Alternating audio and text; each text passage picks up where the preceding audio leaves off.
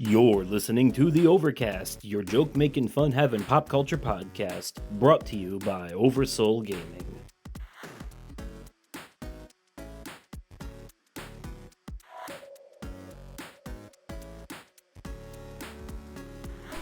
Hello there, everyone, and welcome to the Overcast. I'm Justin.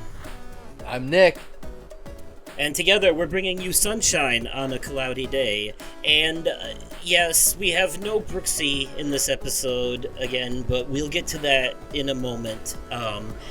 But we do have a third person joining us on the show for the second time. Ryan, aka Rayquaza, aka RMK Buried Alive. Welcome. Hey, it's me. Yes. A man of many names and only one face. Yes.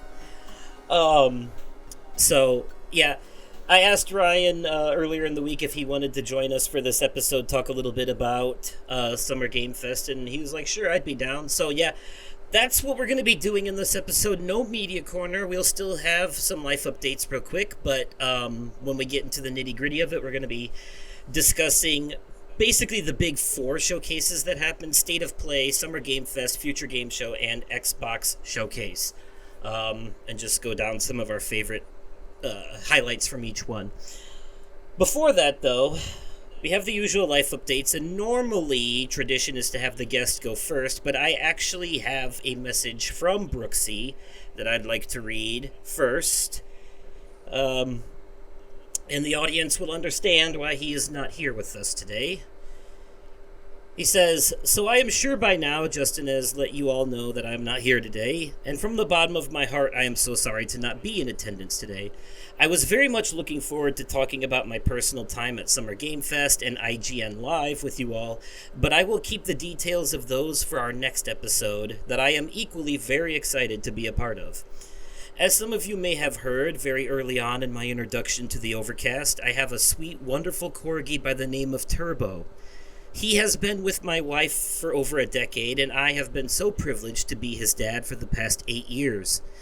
This wonderful old man has met and touched the hearts of many, including listener, frequent guest on this podcast, and dear friend Ryan Kubaki. Turbo's health has been on the decline for months now, and I will spare the painful details, but as of a couple hours ago from Justin reading this, he has officially crossed the Rainbow Bridge. Devastated is an understatement, but I am incredibly blessed to have a wonderful community in my house to lift me up, 2 knucklehead dogs to warm my heart, and the absolute love of my life, Sam, to hold me when I can't be strong.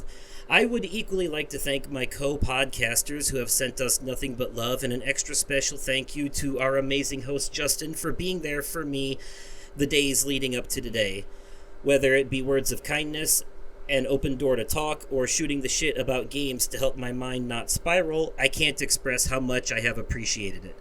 I will be back next episode. Sad news. I will have loads to catch up on, and I am very thrilled to see you all on the next one." So, there is... Yeah. Yes. I did get to meet Turbo, and Turbo was the best boy. Yes, we're very... Our condolences for Brooksy's loss. God knows, if anything happened to Mufasa or Amicia or Snuffles, we'd probably be on hiatus for a month, quite frankly. So... I can contest to that. So, yeah. But, and thank you for the kind words, Brooksy, because I know you'll be listening to this later. I appreciate it. It was fun shooting the shit with you. I was having these moments because he would tell me about all the sad things happening with his dog and then immediately text me about a game he's playing and what he thinks of it.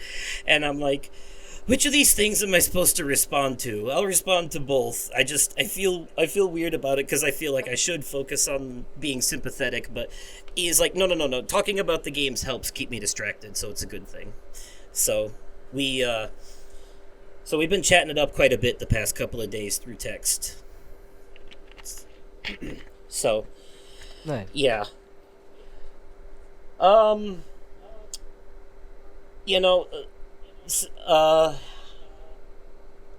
think we will have Ryan go next. I haven't All right. I haven't heard much from you in a while. What you been up to lately?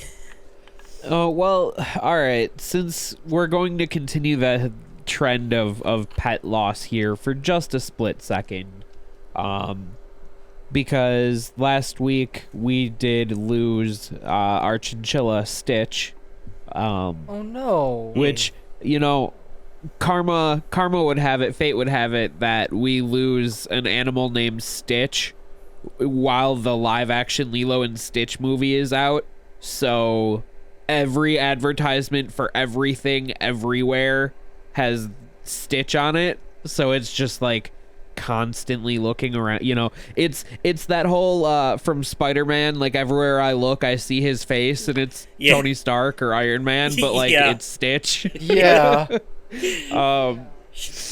You know, but like chinchillas can live for a long ass time. Like Stitch was 11 years old. Oh, so wow. And we had him since he was 5. We got him when he was 5. So we had him for a good 6 years. So, and like, in case you don't know this about me, chinchillas are my favorite animal in the entire world.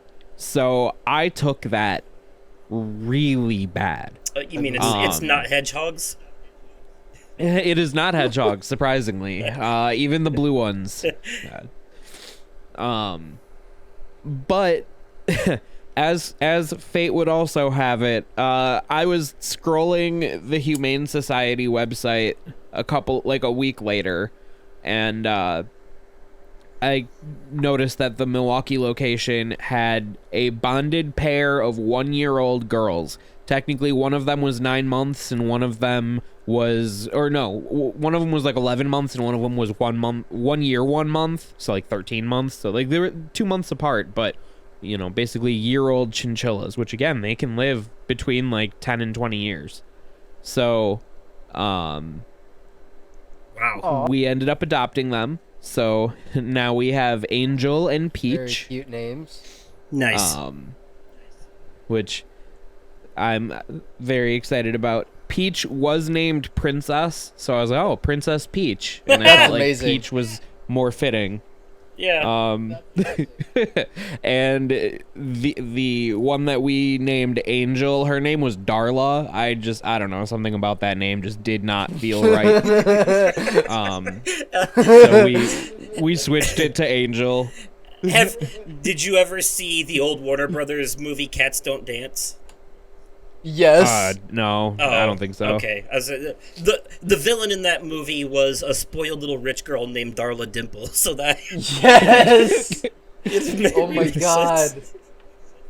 Huh. Well, good to know. I'm glad that we changed her name, because Oh yeah, it was a very Tom and Jerry era-esque cartoon.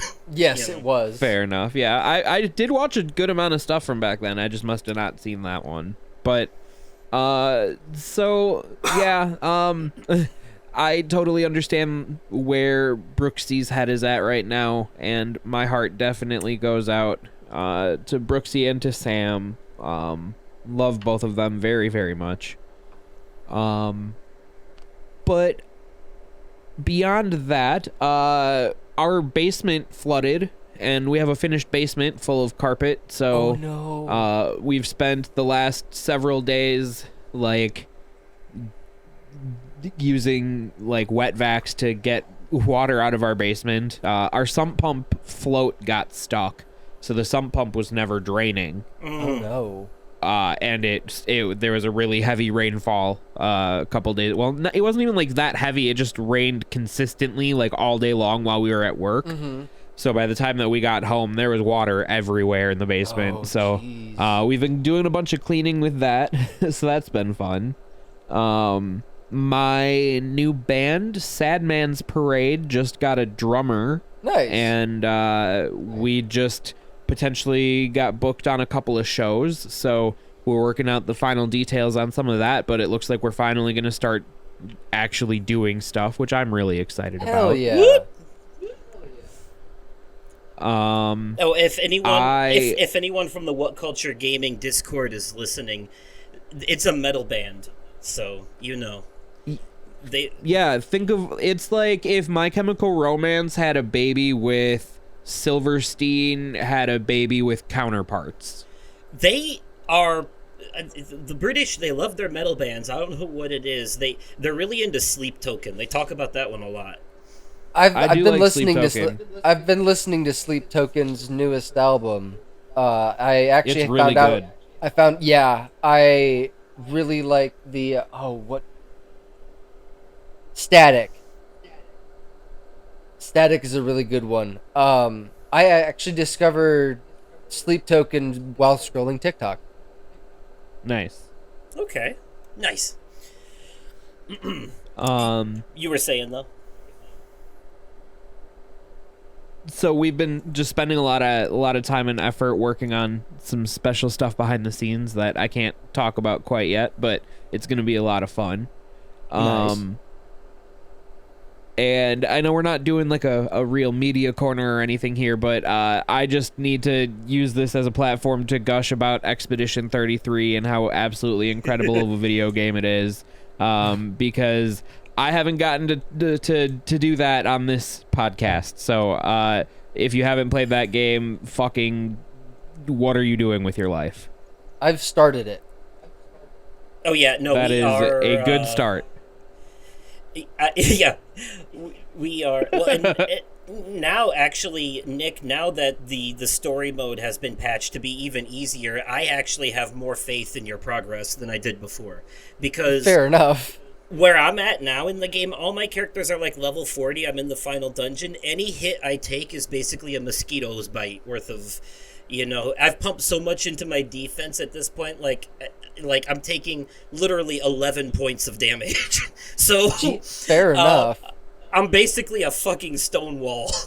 So yeah. Nice.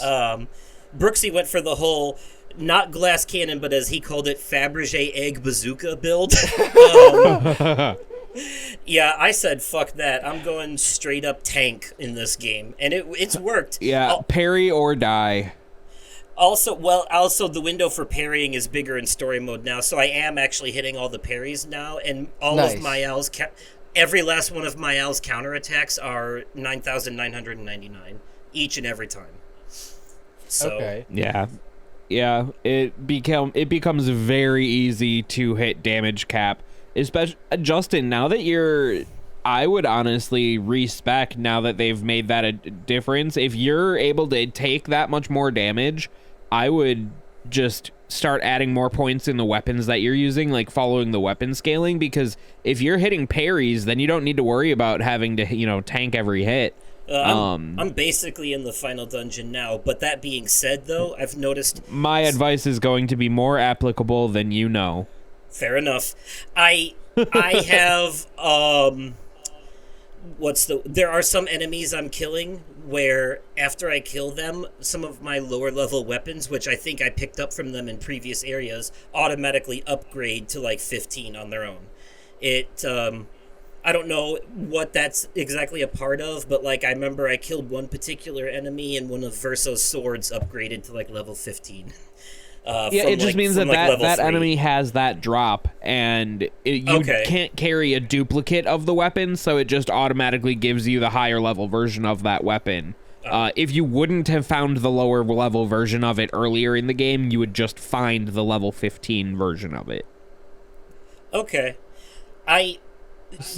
So I think when Brooksy reviewed the game on this show, he gave it a 9.5 out of 10, and I think I gave it a 9, but now that my frustrations have been waylaid by that update, I think I have to agree with the 9.5. Yeah, I fully agree with that. And that's just on narrative and visuals and character development. That's not even including the gameplay. I'd give it a 9.5 before the gameplay,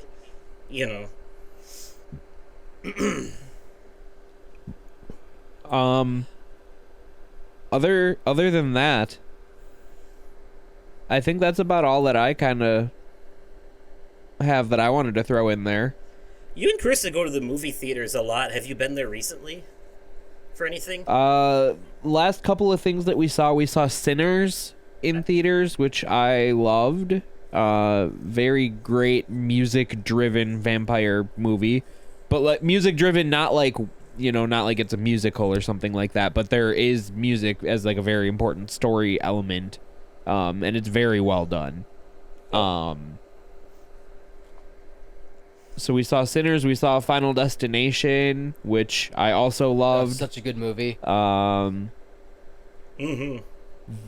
love the way that they played with the formula. I loved getting the Tony Todd cameo and speech. Yeah. Dead Meat has says on that social hit media. extra hard. Dead Meat said on social media they think it's the best movie in the franchise. I'd have to agree with that. I want to see it again, but I'd have to agree with that. I know that 3 gets trashed on by a decent amount of people, but I also still really loved 3. 3 was good, yeah. So 4 is what everyone says is the bad one. The race car one. the 3D one, well, yeah, but I know like James from Dead Meat hates the third one.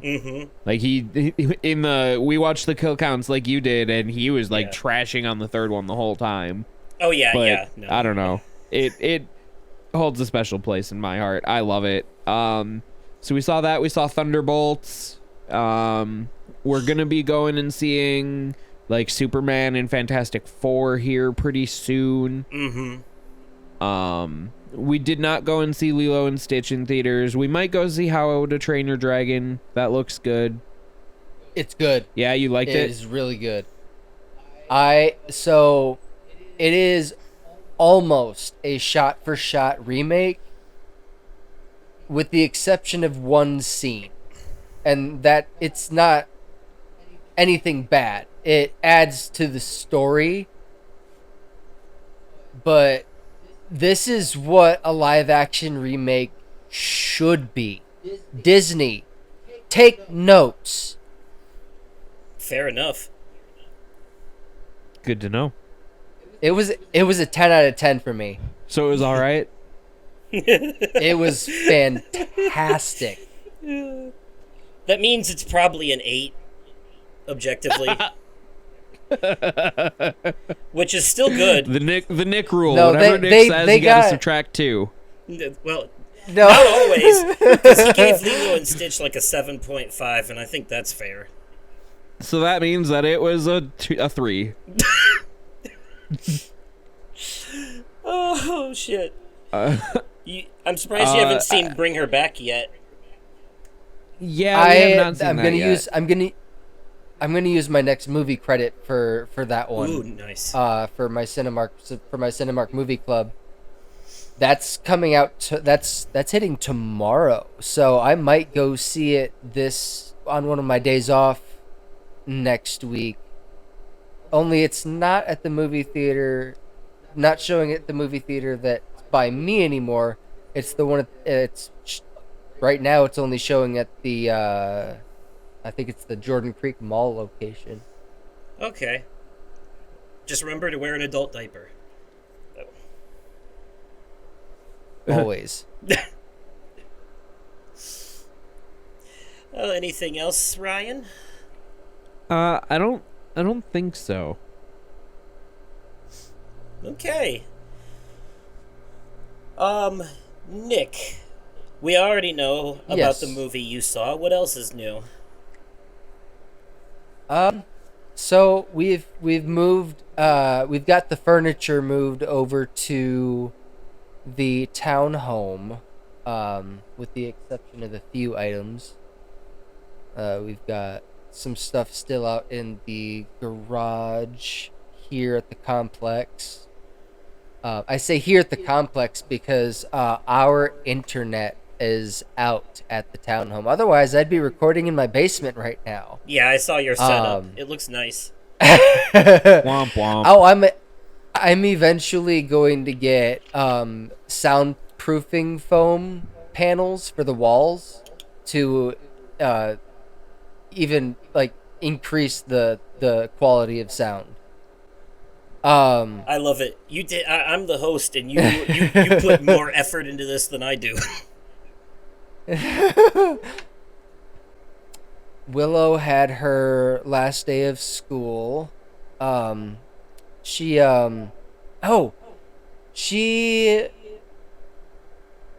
day before the last day, they had a talent show, which I unfortunately was unable to make because I was at work. But Sarah and her mom went and got video for me. Mm. Willow sang "Popular" from Wicked, and she Oh, did such a good job. you and Brooksy's It was obsession with that musical. I know you're proud.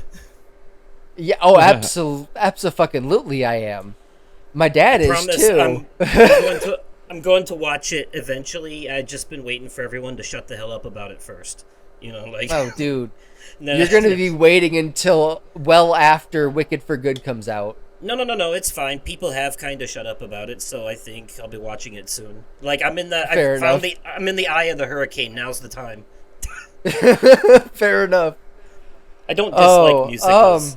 I just dislike most musicals. fair enough. Um, but yeah, and then on the last day of school, one of the teachers at the school dressed up, painted her face, had these she dressed up as Elphaba and brought Willow a Glinda Funko Pop. Aw. She absolutely. It was the picture that her teacher sent me. I have not seen a smile that big on my little girl's face in a long time. She genuinely looked happy. That's awesome.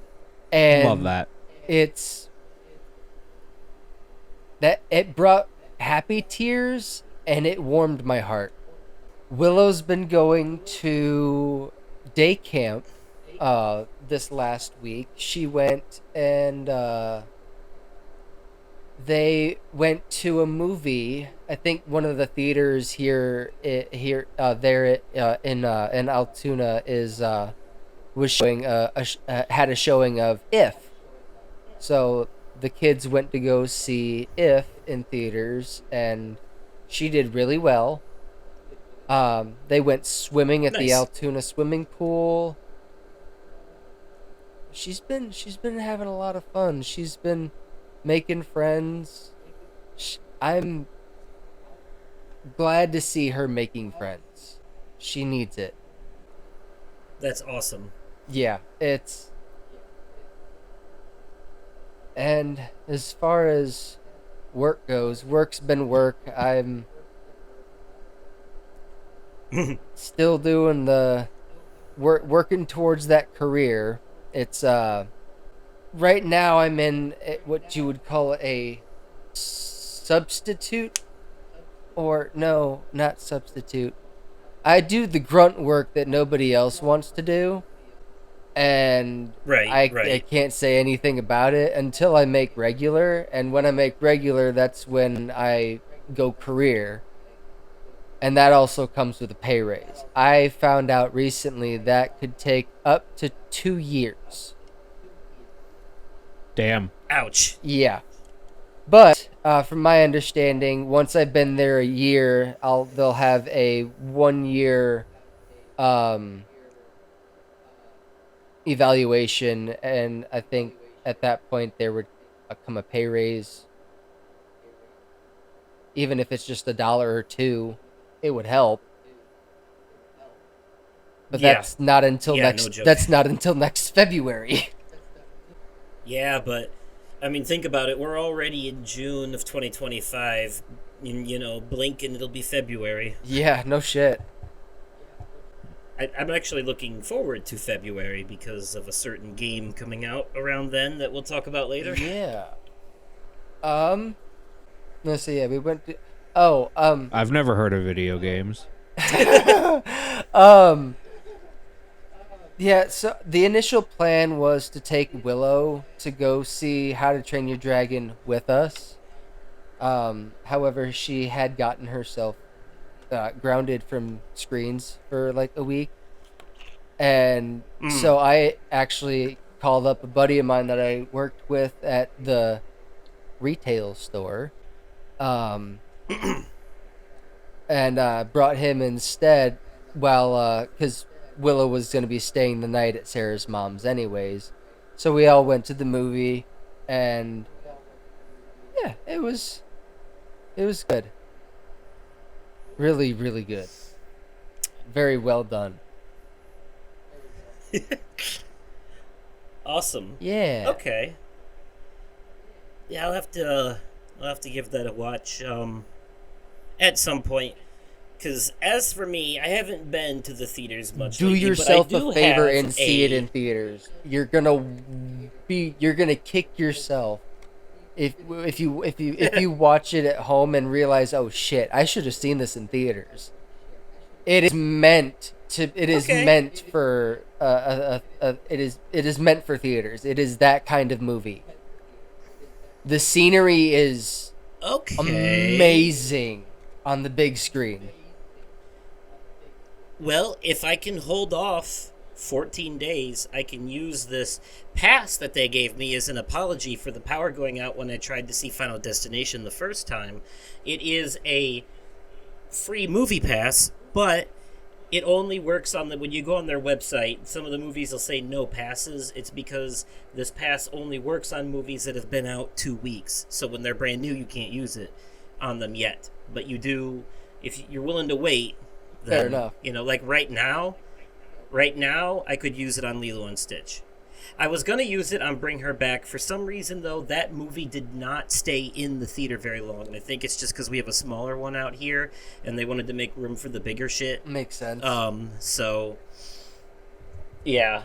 So I kind of missed the boat on that one, unfortunately.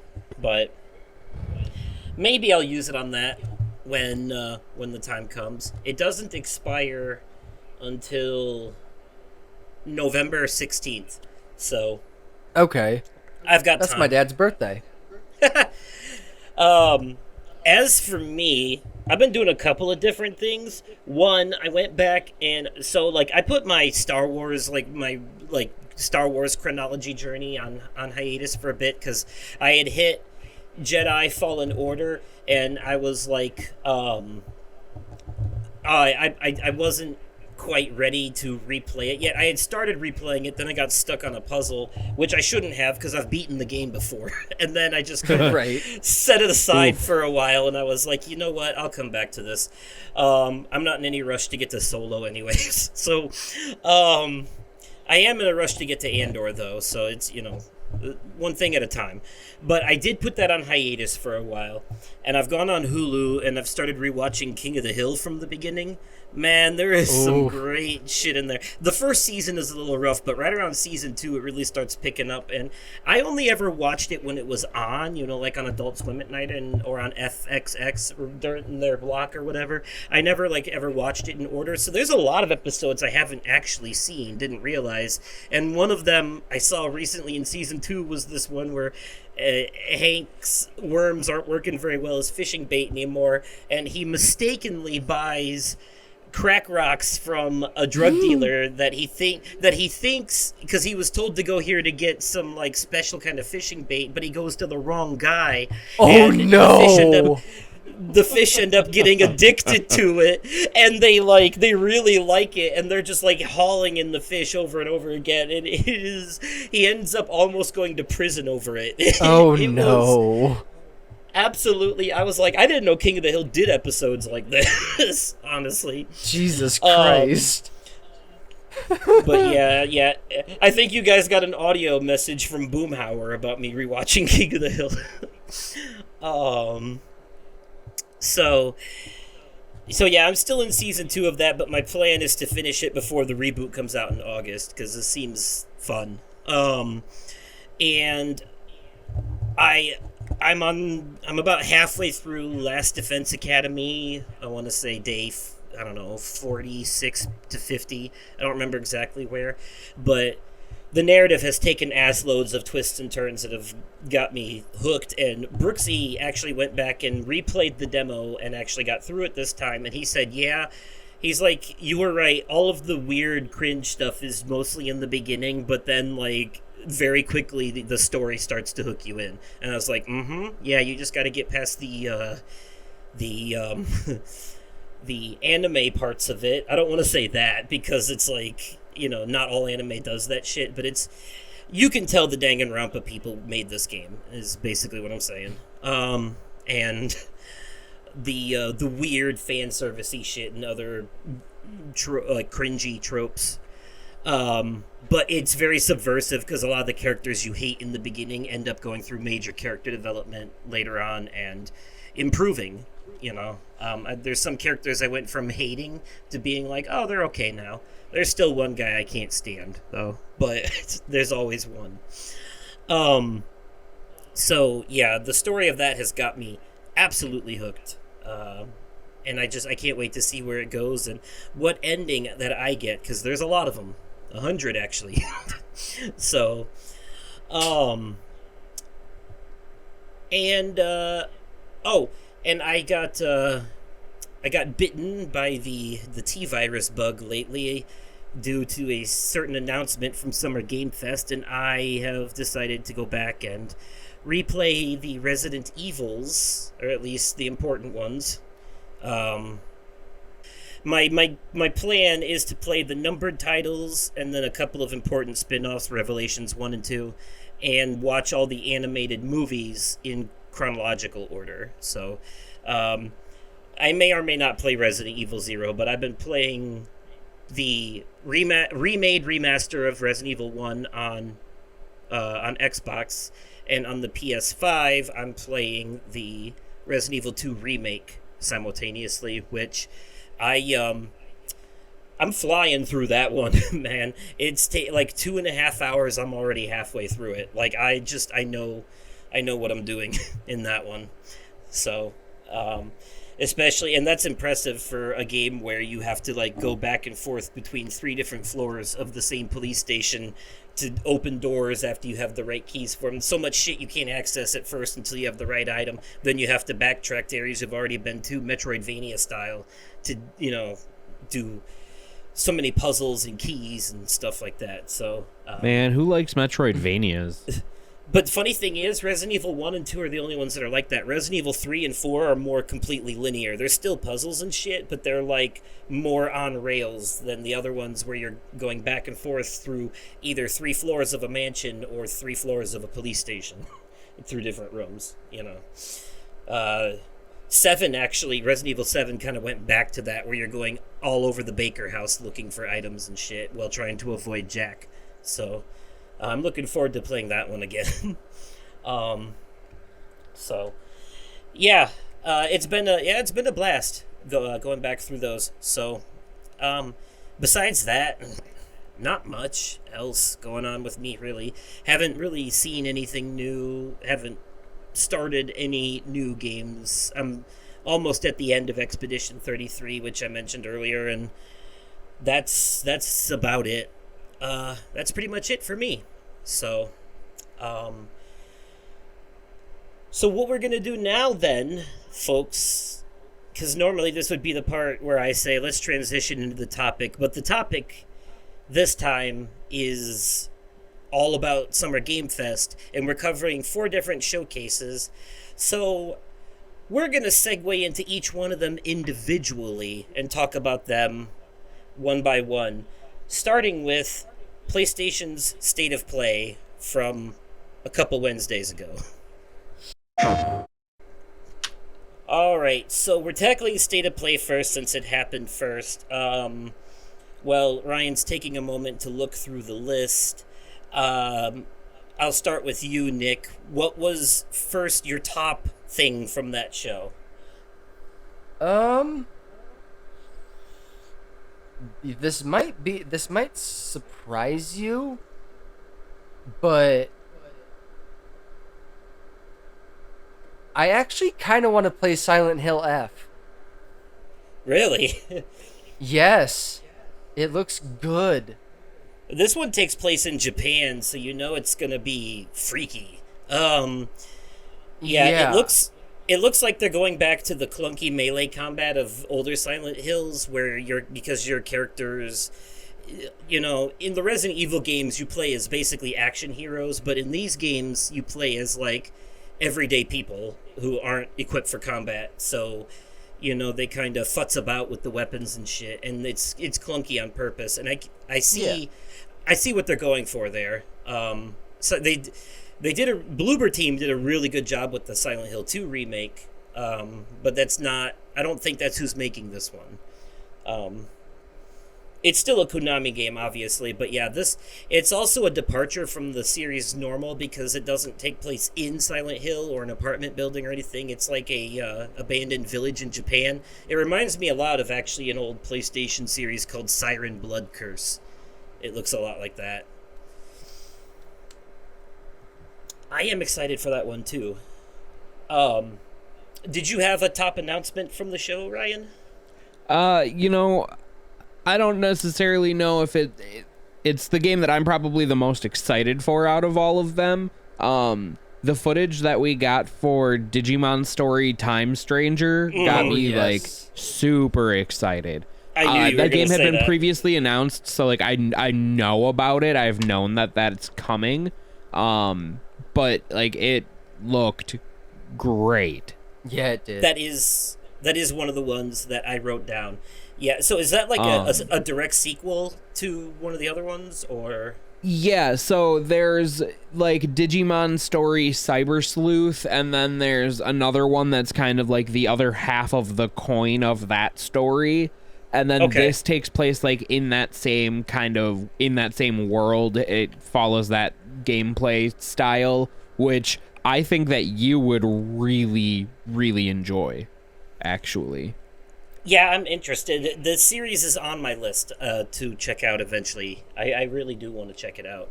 Because I've heard that it will definitely appeal to people who like a lot of the type of games I play. So. Yeah, it's, Digimon and Pokemon have always gotten compared, and everyone's always kind of said, yeah, well, Pokemon has the better games. I would say that the, like, Digimon Story games have a level of depth to them that Pokemon has never had. Right. Both in mechanics and story levels. So, huge plus to those. Highly recommend checking them out. And Time Stranger looks freaking great. Yeah, it does. For me, it's probably. I mean, there's a couple here, but I think the most exciting thing is the Final Fantasy Tactics remake. I was a fan of the original, like it was my first introduction to tactics style combat, and as someone who grew up playing chess and really liking it, that appealed to me. And also like the grid square system appeals to my organization OCD for some reason. So it's like, I don't know, I just always really enjoyed feeling like I was playing a board game where the characters are alive and moving, like in Star Wars, And yeah, and that's kind of what it feels like, It's, I mean, it That's feels like also why I like tactics. it feels like basically like a step up from D&D, honestly. Like it's basically tabletop in video game form is what Tactics is, in a lot of ways. So yeah, I'm excited for that. Also, that it's going to have voice acting, remastered visuals, and all that. But I wrote down a couple of different things, and there's like some of these I definitely don't want to neglect to mention. Hirogami is... Oh yeah, that looks great. That's the papercraft one that I'm very interested in because, first of all, it's from the developers of Journey and Abzu, which were both beautiful games. Hirogami amazing. did look really fucking good. But it also gives me vibes of this PS Vita game I really enjoyed called Tearaway. That eventually got a remaster on the PS4 called Tearaway Unfolded, which I do own. But, yeah, because, like, Tearaway was really fun and actually one of the games that fully utilized the full potential of the Vita's different features. And it was all done in, like, papier-mâché, origami, papercraft, kind of like this Hirogami game. So yeah, that one's on my list. And speaking of Journey, Sword of the Sea. That's another big one I'm looking forward to, and That also looks really good. I recently learned it's going to be free on the game catalog for PS Plus Extra tier day one. So it'll be up there with the likes of Lost Records, Sea of Stars, Blueprints, Stray, and other games like that have been free on day one.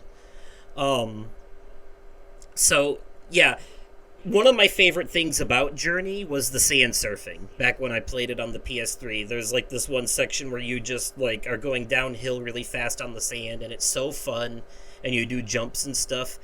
And that's basically what the entirety of Sword of the Sea is. You're just surfing on a sword through a sea of sand.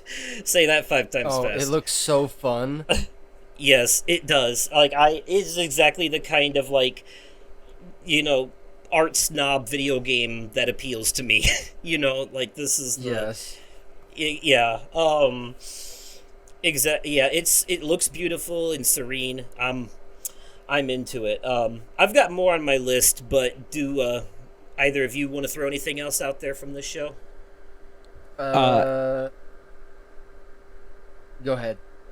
Okay. One that I got super excited about that I think is a really cool concept, even though this isn't the kind of game that I normally get super hype about. As soon as I saw the characters that it was showcasing in the art style that they were in, I was like, okay, I need to get this and play this. Marvel Tokon Fighting Souls. It's a 4v4 Street Fighter style or Mortal Kombat style side scroller fighting game kind of thing. And a lot of Tekken too. Yeah, and the 4v4 mechanics of it are really cool to me because a lot of games are 2v2 or maybe 3v3. But to be able to build a team of Spider-Man, Doctor Doom, Ghost Rider, and Storm or something like that, that would be really cool. And the fact that they have villains as playable characters, you can actually play as Doom, I think that's awesome. There's still a bunch of characters that they said that they have yet to reveal, but this is, this has the Marvel name on it. They invested a good chunk of change into this game, and you can see it, you can tell. So I'm really hoping that they don't turn this into one of those oh, hey, it's a fighting game, but then you also have to pay $70 to get the additional fighter pass, and all, every alt skin is going to be $15 or $20 because a lot of fighting games have started to do that kind of stuff. But yeah, service bullshit. With any luck, they won't have done that, or if they do, at least make it worth it. I think that Smash did an okay job with their fighter pass. I think that it was a little more expensive than I was willing to invest. I didn't get the last one where they added Sora and stuff like that. Yeah, if you want both because fighter pass I don't play bundles, the game enough, but if you want both fighter pass bundles for the latest Smash game, it's $50 total, 20 for one, 30 for the other. Yeah, and I feel like that's a little pricey for me for a fighting game, but that's because I don't play them like that. But this one looked great, and I'm really excited for it. Yeah, I think Nick, you said this one looked good to you too. Yes, I really liked it. I think the 4v4 has a lot of really awesome potential. Yeah. Also, I just want to say they went full anime on this and did not give a fuck about it. This is not your West. Iron Man's design is incredible. Level. Yeah. I'm here for it. I love it. Yeah, me too. Okay, so I don't know how many people will know about this, but one of the things they opened with, at first I thought it was going to be Tetris Effect 2, but it turned out to be another rhythm game, Luminous Arise. And I don't know if either of you ever played any of the Luminous games, but they were on PSP and I think Vita. There might have even been one on the PS3, but they were basically rhythm puzzle games. They were really good. I have By the not way, that played reminds them. That reminds me, Ryan. I can't remember which showcase I saw it during, but the developers of Patapon are making a new game. Yeah, I think it was during the indie showcase or something like that they did. The day of the devs. Yeah, it might have been that. Okay, I couldn't remember if it was that or this. Yeah, but that has me excited. Speaking of PSP games, there was a game that I played. I put so many hours in when I had my PSP to the Hot Shots golf games. So everybody's golf Hot Shots really has me excited. I keep forgetting Hot Shots Golf is a PlayStation franchise. It was on the PS1. I really enjoyed it on the PSP, and the fact that if you pre-order it, you get Pac-Man characters you can play as. Okay. Nice. It's really fucking cool. Hell yeah. I'm here for it. That's got me excited. Rapid Fire for the nostalgia of it. Rapid Fire Astrobot is getting more DLC. Free DLC, more challenge levels. This was the only part I didn't really like. They teased an upcoming Ghost of Yote state of play, but we get a whole state of play dedicated to it, which I'm on board for. So I'll be tuning into that. Looking forward to that game. Still plenty of time to finish Tsushima, Nick, if you're still enjoying it. Yeah, fair enough. Capcom finally gave us more of Pragmata, which I'm looking forward to. That is a game that ever since they first announced it, it's been on my radar, and I was like, ooh, finally, actual gameplay. The robot girl looks like Megan. I just want to put that out there. Yes. Like, she really does. That game looks great. Romeo is a Dead Man is the next game from Suda51, the absolute crazy bastard behind games like No More Heroes and Beautiful Joe. So that looks like a lot of fun. He's really good at like over-the-top wacky nonsense. Think like if Deadpool and Hideo Kojima had a baby, that's him. Oh, Jesus. Yeah. Yeah, basically. And, Sea of Remnants, I don't remember what that was, but I did write it down because it looked good to me. And then a VR version of Thief, and if there's one series I think would make a good VR game, it's definitely Thief. They kind of hit the nail on the head with that one. So, anything else from either of you for State of Play that you want to throw out there? Baby Steps looks fun. Oh yeah, I knew you would like that. It's a co-op game. That's what I call those. Mortal Kombat Legacy Collection, that was impressive. Oh yeah, I know at least a few Mortal Kombat like aficionados who saw that and their jaw dropped and they were like, "Oh yes, the definitive collection." Yes. I don't remember what Tides of Tomorrow was. All I know is it was interesting enough for me to write it down.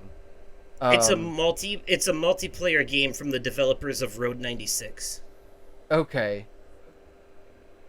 And last but not least, since we covered all of the others on my list, I've never been one for like James Bond games, but 007 First Light, it looks well done, and I think it's something that I might give a shot whenever it decides to hit PlayStation Plus. So it's funny because that game is by IO Interactive, and they did a showcase during Summer Game Fest where they showed off that and Hitman, because they do the newer Hitman games, and their game that just came out, Mind's Eye. And the James Bond game did look cool to me too, but and the crossovers with Hitman is kind of cool too, but the game that just came out that they made, Mind's Eye, is released. It's another Cyberpunk situation. It released in such a poor state that PlayStation is giving refunds. So, Oh, jeez. I think Yeah, I'll I've been keep a seeing cautious eye. that's been all over TikTok. Fair, yeah. So, I think I'll keep a cautious eye, or mind's eye, if you will, on James Bond. Because, yeah. Oh, also, I'm always happy to see more of Metal Gear Solid Delta. Metal Gear Solid 3 is objectively the best game in the series. Fucking fight me. And that is, if they were going to remake any of them, that's the one. That is the one. Absolutely. Yeah. So, I'm looking forward to it. Anything else for State of Play from you, Ryan? I mean, Neo 3 looks incredible. Yeah.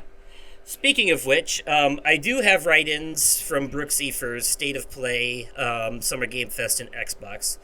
So, for State of Play, he said, hands down, Neo 3 was his top announcement.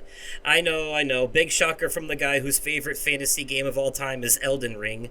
I will say, Neo was the first Souls-like game I ever beat, and loved the first 2 installments. I didn't think it had enough of a following for a trilogy, but I am so glad it did. The world looks amazing, the bosses seem insane, and I love that this one will be more open world and you can seamlessly swap between samurai and ninja. It feels like Tecmo wanted to add in some Ninja Gaiden charm, and I'm all for it. So, yeah, I can kind of see the Ninja Gaiden influences in there. Which is another thing. I know he's excited for the Ninja Gaiden 4 that's coming out soon, and it'll be free on Game Pass. So that's a big thing. All right, was it just Neo 3 you wanted to mention then? I mean, we've talked on basically everything else, so. Fair enough.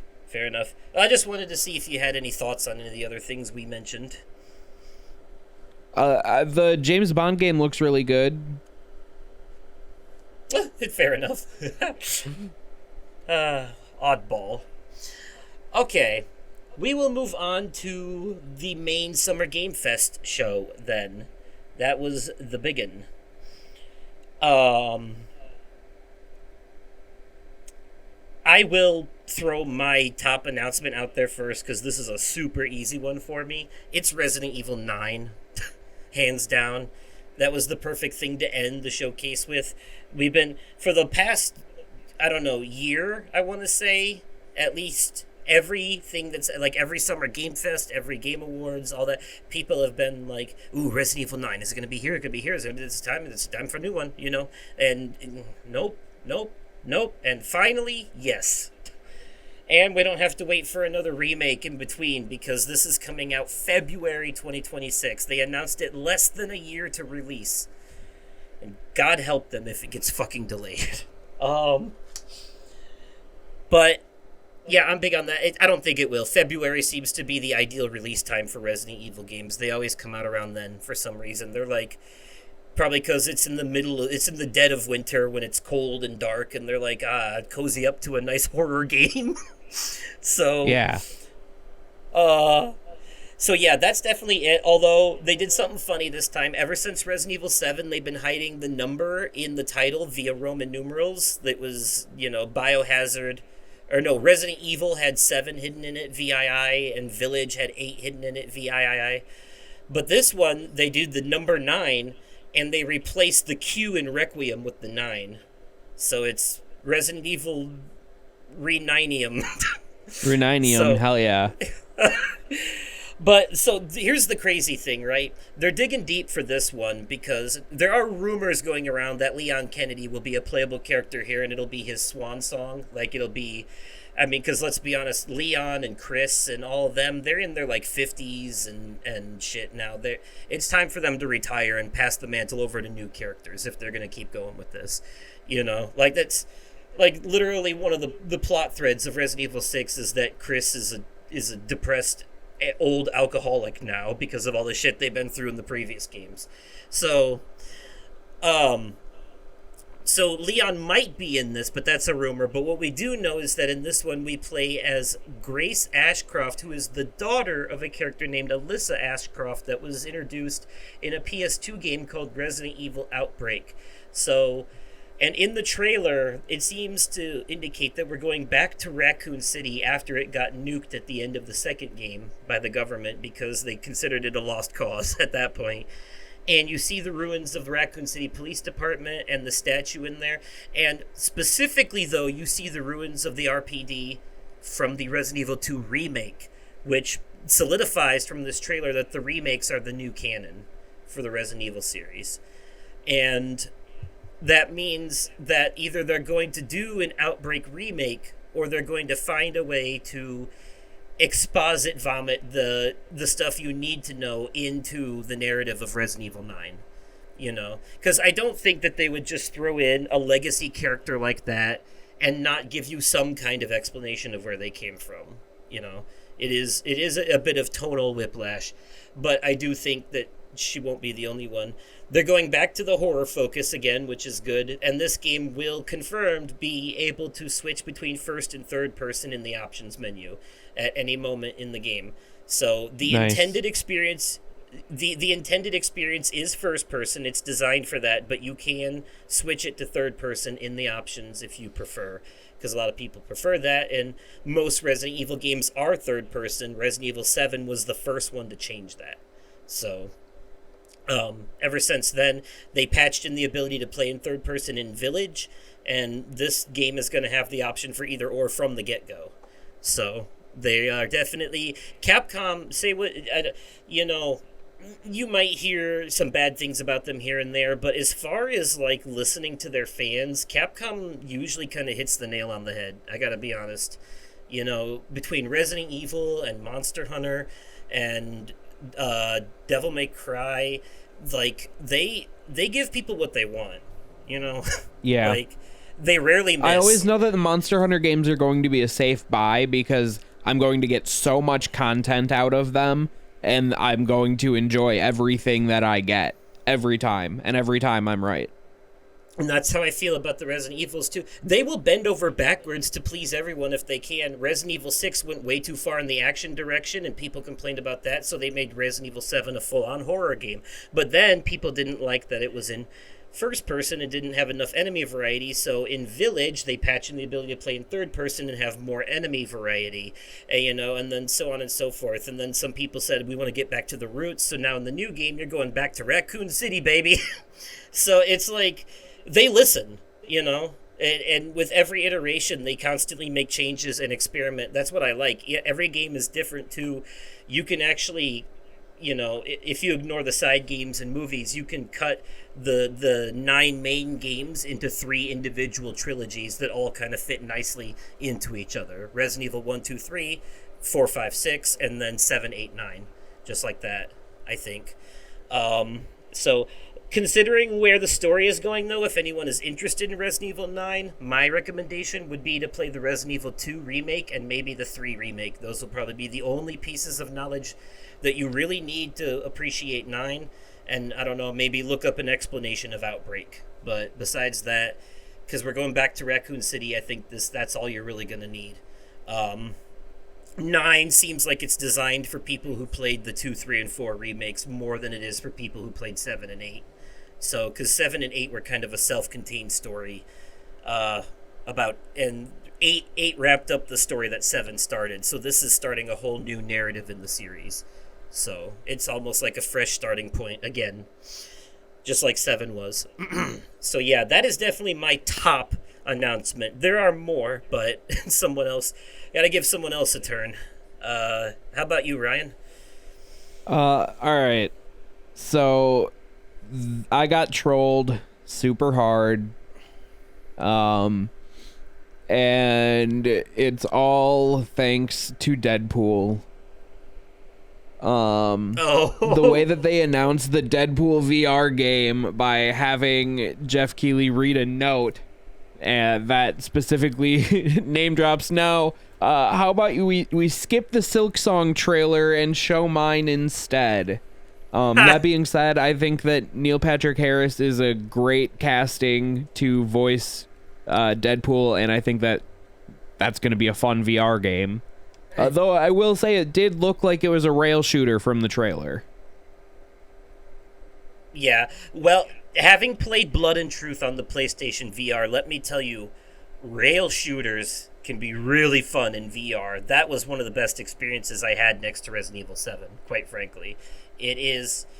You'd be surprised how immersive it is when you're actually grabbing the guns off your real life back and shit, and like having to close one eye to aim down the scope and stuff. Oh yeah. And you have the MetaQuest 3, lucky you, so you'll be able to play this one. Yep, that is true. Solid impression too, because like his impression was indistinguishable from Ryan Reynolds, quite frankly, when I saw that trailer. It sounded pretty much the exact same to me. Yeah, I agree. I think that's a really cool game.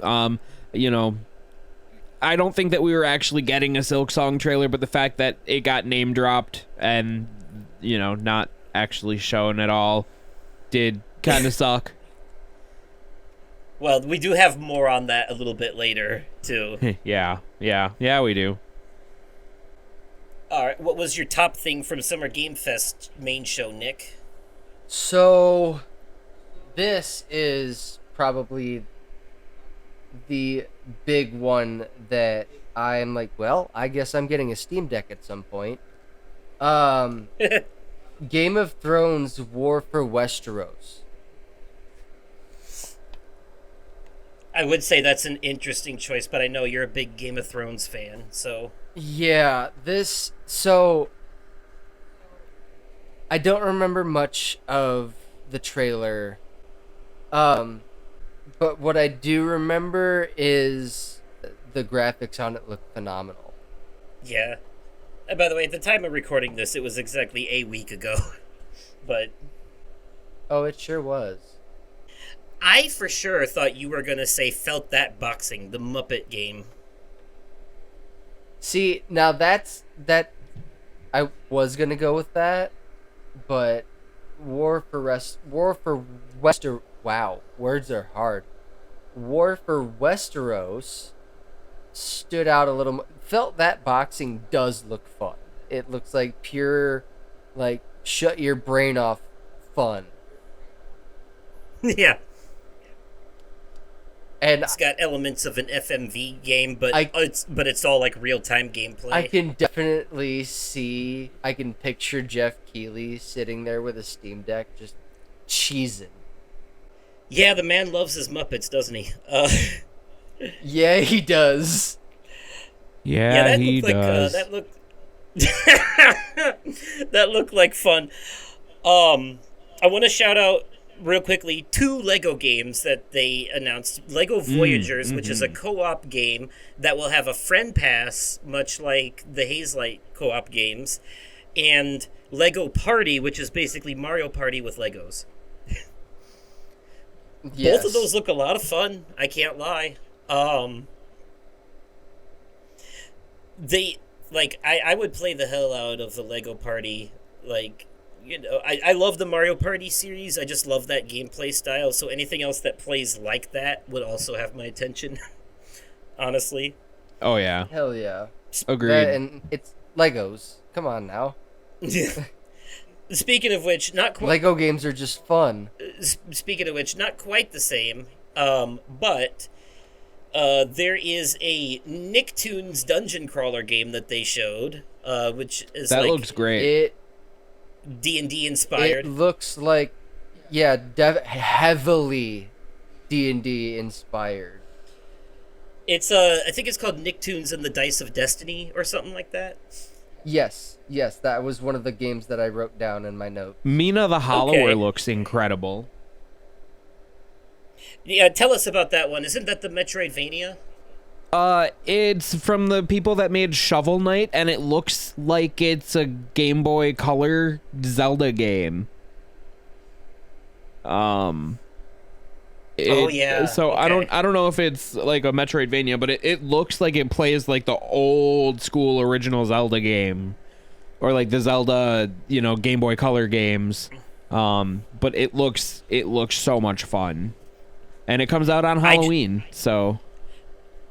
I just remember thinking while watching this, man, there are a lot of Souls-likes and Metroidvanias in this showcase, and I think Ryan and I'm Brucey eating would be good. happy with that. Yeah, I'm eating yeah, good. yeah. There was quite a few of them. The Scott Pilgrim sequel looks great. Yep. I figured you would say something about that. Yeah, it is a sequel, isn't it, to the Scott Pilgrim game that I played on my PS3. Wow. Blighted from the Guacamelee studio. It's a Hades-like. Mm-hmm. That has me excited. Yep. Yeah, I knew you'd. I had a feeling. Yeah, I was leaving those ones for you. So that, like I said, they showed a bunch of Souls likes. I even saw a bunch of people calling it, because the initials are SGF, Summer Game Fest. A lot of people are calling it the Souls like Game Fest. Which Yeah. of those stood out to you, if not all of them? Which of the specifically the Souls likes? The Souls likes, because God knows there was like at least 5 of them. Oh yeah, I mean, well, all of them looked like games that I'd want to play. To be completely honest, They opened with one, Mortal Shell 2, which looks metal as fuck. Yeah, so I still want to play the first one. I have it. I just haven't gotten around to playing it yet. But I saw a lot of people saying that, it felt like it was almost like a slightly easier Souls-like, and that it just felt like it was missing a couple of things. But this one looks incredible. It looks like whatever complaints people had about the first one must have gotten worked out, because this one looks real good. I tell you what, if nothing else, they know how to edit a good trailer. Oh yeah. And then what was one of the other, Code Vein 2? Oh yeah. So that same story with the first one. I have it. I want to play it. It's anime Dark Souls, basically, with vampires. So I'm always down for that. That's wild. And then I think there was a Lies of P DLC. Yeah, that Shadow dropped. Yup. And there were a couple others, but I can't remember exactly what they were at the moment. There was the Mio Memories in Orbit Metroidvania that had gotten announced a while ago. They announced that has a live demo now and stuff like that. That game looks really, really good. Okay. Something I saw on the show that looked like it might be hard, like Cuphead hard, but the humor is right up my style, and also the animation reminds me of Cuphead, Into the Unwell. Which I thought looked wild, but I'm like 100% here for it. Nick, I'd like to make a guess at one of the things I think is on your list. Go shoot. Mixtape. Yep. Yeah. This looks like what Lost Records should have been. Yes. I'll have to agree with Brooksy on that one. I'm 100% down for it. Hell yeah. I love that aesthetic, the art style, the music, all of that. Stranger Than Heaven, I've been meaning to get into the Yakuza series, but this is a completely new IP by the same developers. And you can tell, you can definitely tell. Oh yeah. But I do want to play that series at some point. Atomic Heart 2, I never got to finish the first one. That's on my list. It was on Game Pass. It expired before I could finish it, but from what I understand, this second game isn't a direct sequel. It's just a new story in the same universe. So, I guess you don't necessarily have to play the first one to enjoy it. I would still like to finish it, though. Also, one of the most absolutely insane-looking horror games I've ever seen, Ill. That... woof. I'm 100% down on that one. I would love... I'm definitely going to play that. I think it's coming to consoles. I think they said it was. But the way they put that trailer together and showing you some of the combat gameplay and stuff, That was wild. And then the baby monster thing at the end was the thing people would not stop talking about online. So, on that same horror note, Fractured Blooms has me interested because I like that, now that cozy games and cozy farming sims have started to crop up, for lack of a better term, all over the place, they're starting to do this thing where they're starting to do cozy games that have sinister undertones now, They're starting to do a little more of that. And this is one of them. This is a full-on half cozy game, half horror game, psychological horror game. It's like Stardew Valley meets Silent Hill. And didn't they say that it was like Stardew meets Doki Doki or something like that? They did. Yeah, I mean, yeah, but I guess that would indicate some fourth wall breaking, mess with the player's head type of horror. Doki Doki Literature Club meets Silent Hill was how they had described it. I can see that. For a farming / horror game. Yes, yeah. Yeah, I can see that. I can't really... The Doki Doki Literature Club is one of those games you have to dance around because there's like... You can't say anything about it without spoiling it. Just... People think what they want about that one before they actually play it. Oh, I also wanted to mention Mouse PI for Hire because it looks like black and white BioShock with Steamboat Willie. Yes, it did. Cartoon animation. And I love that. I love that animation style, and I love anything that reminds me of BioShock. And Sonic Racing Cross Worlds. Yes. Wanted to mention that. Hatsune Miku. Yes, because, well, not only that, but also Ichiban from the Yakuza series and Joker from Persona 5. And Steve from Minecraft. A whole Minecraft world. That's it, Minecraft racing. Hell yeah. Yeah. So there's all kinds of things there. That more or less covers the stuff that I had written down. Anything else from either of you on this one? Let's see. I had a few others. Yep, Scott go ahead. Pilgrim X. Yes. Yep. Yeah. Scum. Okay. Mind's reminds... Scum reminds me of Rust. Like, the multiplayer game. I think you were telling me that. And then the last one on my list was Infinitesimals.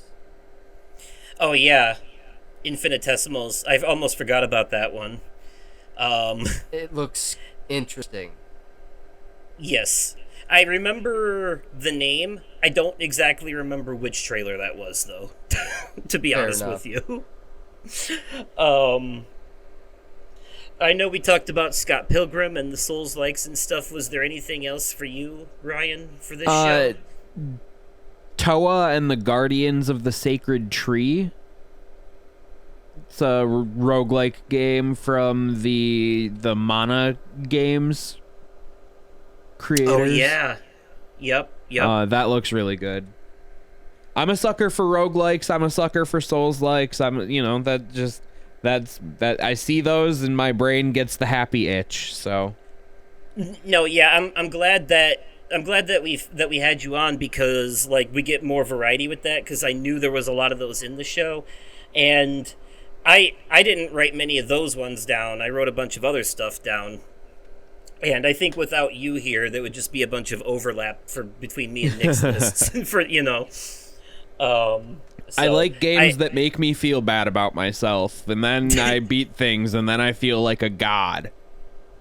Yeah. But like, I don't get the same satisfaction out of just feeling like a god out of the game. Like, I need the abuse. You know what I mean? I need to be put in my place and, go sit in the corner for a little bit. But then, like, I'm gonna come out and I'm gonna fucking kill you. So it's a wonder you don't play more horror games then, honestly. See, that's a different kind of, like, getting fucked up the ass. You know what I mean? Yeah. but the sense of accomplishment when you overcome is still very similar. That's true. That is true. Yeah, it's just I'd rather get I'd rather get angry than scared, I feel like. And that's what it comes down to. But I do Fair love enough. horror movies. So like Yes. I think it's more the spectator versus the like driver. Yeah, fair. Because I was to say there are some Resident Evil boss fights that are very Bloodborne-ian, I would say. Yeah. From what I've seen, I can agree with that. Okay. So I will read Brooksy's note on Summer Game Fest. He said, "This is a toss-up for me, but honestly it was the surprise announcement of playable characters in Sonic Cross Worlds. The notion where I can stomp people in my house as Ichiban from Yakuza like a dragon in racing feels like a fever dream, and I am so hyped. This looks like a real contender against Mario Kart World and further confirms for me why I am glad I did not pick up a Switch 2. Close second being Ill. I love horror, I love gore, and I love the idea of putting a zombie baby. This game looks like it's going to make me shit my pants, and I am buying an extra bundle of boxers for launch day." Yeah, Ill looks fucking wild. Definitely Dead Space inspired, definitely a little bit of The Thing, a little bit Resident Evil, yeah. It's picking from the greats, and I think it's gonna be great for all its efforts, quite frankly. So, all right. We will transition now into Future Game Show, and we won't take too long on this one because I'm assuming you didn't see this one, Ryan? Yeah, I did not. Okay, so for context, it on the Future Game Show YouTube channel. They do I want to say 3 of these a year actually, but they always do one during Summer Game Fest. They do spring, summer, and fall. But it's always hosted by voice actors, and this one was hosted by Matt Mercer and Laura Bailey. And at one point, Yuri Lowenthal showed up too, to announce that he was going to be the voice in a game called Call of the Elder Gods, which is from the developers of Call of the Sea, an indie game that I've started playing but haven't finished, but I really like. And something else from this developer seems up my alley. It's Call of the Sea is like a first-person adventure narrative puzzle game, I would say, with a story focus. This woman goes looking for, I want to say, her missing husband on this island, and when you're there, you have to solve puzzles to move forward and stuff. I haven't seen anything in the way of combat. I don't know if you can die. It might be a walking sim type game, but Call of the Elder Gods seems to have higher stakes, what with there being Lovecraftian threats and stuff in it. So I'm all in on that.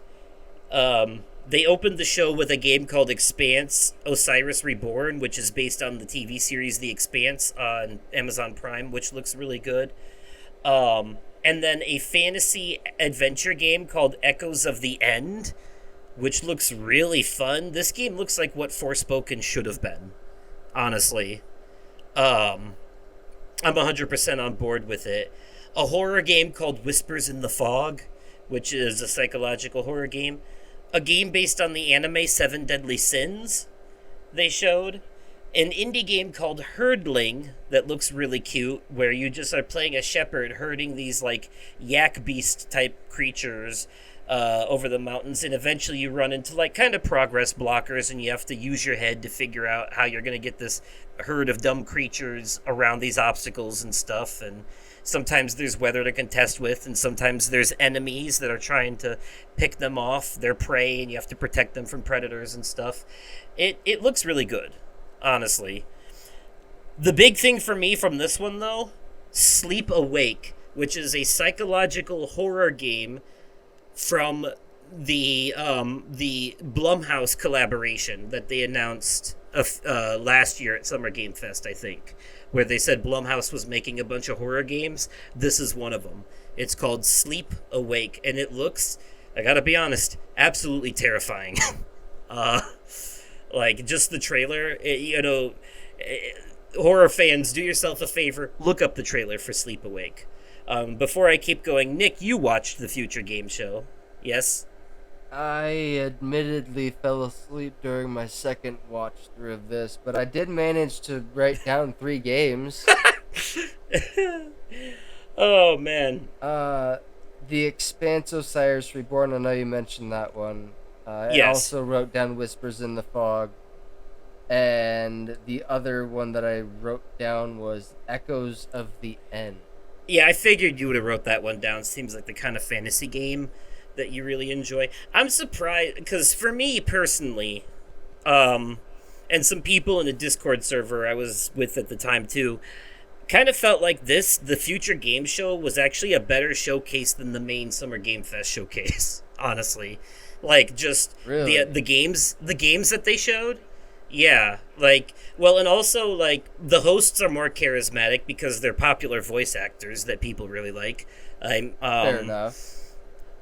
And they're both part of Critical Role, which is a really big thing. And but also, like, just like, at least for my tastes, I think the games that they showed here were a lot better for the most part. There were a lot of horror games, so that's probably a part of it. But Fair enough. speaking of which, this is the part I was hoping you'd make it to, Nick, but that's why I sent you the separate trailer on its own. They gave us a new trailer for Directive 8020, the first game in Season 2 of the Dark Pictures anthology.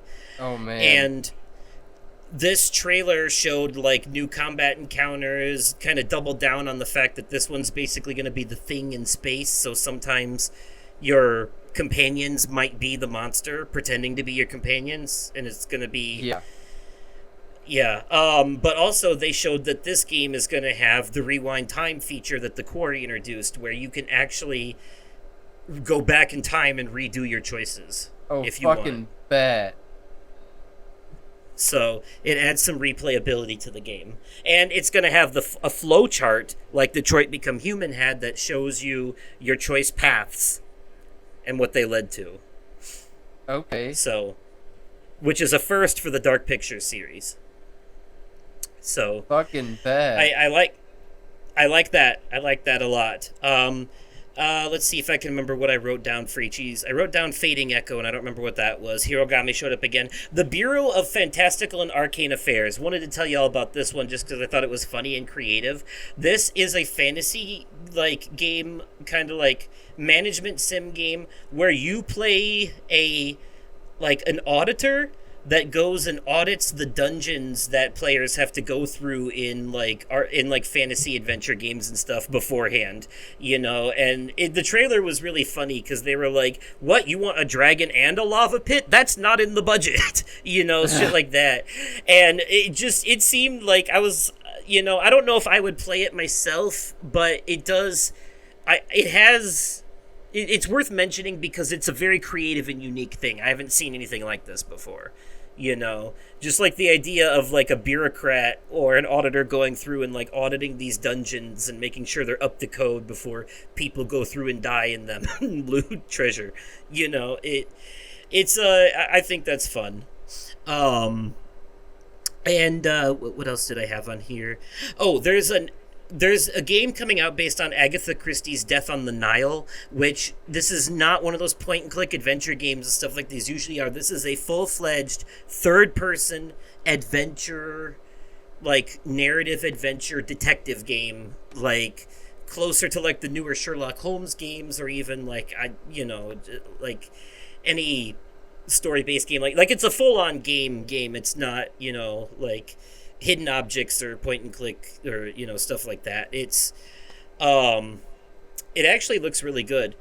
And there's something called Crystal Theater of Idols, and this is basically it seems to be a first person horror shooter, like survival horror, and what they chose to show off was you fighting a room full of mechanical creatures with porcelain doll masks. So it's kind of like steampunky Okay. in a way. Like I would call it like steampunk Resident Evil, maybe. Um, Yeah. is what it looks like. So that definitely stood out to me. Um, Brooksy said that he wasn't able to catch this showcase either, so that's fine. So those are the ones that I wrote down for that. Oh, and Hella, there's a game called Hella. It's a cooperative multiplayer game about mice going on a journey together and trying to survive in the wilderness. Okay. That I thought looked really cute and fun. Spelled Hela. Yeah, I also wrote down Ludo and Fading Echo, and I don't remember what the hell either of them are, or Constance, what that was either. So, and Ritual Tides. Ritual Tides, I think that one was also a horror game, a Lovecraftian horror game. They just showed a teaser for it though. So, yeah, there was a lot of horror games in the Future Game Show, which I appreciated personally. But now we will move on to the final thing, the Xbox showcase. The Xbox showcase. That they had. Yes. Yes. All right. Top thing from the Xbox showcase. Whoever wants to go first. For me, it was the fact that we got more gameplay footage not gameplay footage, but a new trailer for Tony Hawk's Pro Skater 3 and 4. I love that we're getting Michelangelo from the Turtles. Oh, I know, right? Yeah. That's fucking awesome. I'm glad. I am so fucking glad that Tony Hawk put his foot down to get Bam in the game, like, last minute. Because it would not have... Oh, cool. It would not have felt... No, Tony Hawk is, like, he's like... I'm not taking no for an answer. We're putting Bam in this game. Tony Hawk flew Bam out to the fucking studio where they put the game together, and they got him like all scanned in for like what's the words I'm looking? They got him all scanned in that suit. Ah, yes. Yeah. But yeah, no, Bam paid for the flight. No. Tony Hawk flew him out and everything. It was like very quickly done, actually. I should probably mention too, the same day, they shadow dropped a demo on Game Pass for Tony Hawk's Pro Skater 3 and 4. You know, it's funny, since I have the game pre-ordered on PlayStation, it auto downloaded the demo to my PS5. Oh, I have nice. I have played both of the stages that they have on the demo. It's the Foundry demo, so they brought back the Foundry from Tony Hawk's Pro Skater 3, and I'm having a hard time remembering the college. I forget if that was in 3 or 4. But one of the characters that you have access to in the demo is Doomsayer. Yes. Yeah, I thought that was pretty fucking cool. That makes good marketing with the new, like, Doom the Dark Ages It game really out does. That's out. Uh-huh. Which is, I think you would enjoy that game, Nick, because that's exactly the kind of mindless, gory action, completely turn your brain off game that you would like. I've played some of it, and it really is just move from one point. You're not the only one that's recommended it to me. A couple of the guys that I worked with at the retail store, I was talking to just the other day when I made a stop at the store. They caught me as they were walking out the door. They were just getting off work. We just finished Doom the Dark Ages, and it was so good. I highly recommend it. This is why I think that for you, though, because the first Doom, like the 2016 remake was like an arena shooter. Yeah. And Doom Eternal was more of like a shooter platformer. This one is a like balls to the wall, like Doom the Dark Ages, the new one is like a balls to the wall melee shooter. Like it's completely focused on the combat more than anything else this time around. But it's not like overwhelming arena shooter either. It's got more of like a linear focus, and there's like an actual narrative to this one. Cutscenes at the beginning and end of every mission, kind of like a Halo game. And you have a shield that you can throw at enemies, and that shield very early in the game gets chainsaw blades around it, so you can throw the shield at enemies and it gets stuck in them and stuns them as you just blast them to hell with your plasma cannon. Jesus Christ. So it is like it's a very straightforward game too, and you can't really get lost in it because there's a waypoint marker that's kind of like this way stupid if you know. So and also, if you play the game on easy, you could just absolutely decimate everything. You'll feel like Fair enough. Unstoppable badass, quite frankly. I don't know if you would like the 2016 or Eternal, but this one I do think you would like, the Dark Ages, honestly. It definitely seems like your kind of game. I'm going to be completely transparent with you. I've never played a Doom game. That's fine. It's perfectly fine to start with this one because it's technically a prequel. Also, it's in medieval times, and there's like giant mechanical dragons that you ride on and shit like that eventually. So, yeah. Okay. Yes. So what about you, Ryan? Top announcement from the Xbox showcase. Well, the top thing for me was all of the Silksong footage that we got in the Xbox ROG Ally reveal. Yes, God, all those slippery bastards. They didn't give you an official announcement or trailer, but they basically said, yeah, it's coming this year. Which they did the last time that they had Silksong in an Xbox showcase, so it's like, alright, well, I actually believe them this time, though. I actually believe that it's coming by the end of the year. Yeah, because they said it should be playable on the ROG Ally day one. Yep. So that looks great. As for, like, actual video game announcement, I mean, there were a lot that looked really cool. The one that had me the most hype was Beast of Reincarnation. That does look good. That does look good. Because that is a game being made by Game Freak, which is the company that does all the Pokemon games. So when I saw Game Freak pop up on the screen, I was like, oh, what? Hold on. And it looks great. Yeah. I was surprised by that, too. I was like, hold on, Game Freak's doing a not Nintendo, not Pokemon? What? I mean, there were a good handful of other games that I really thought looked great, but that one really kind of, like, caught me off guard.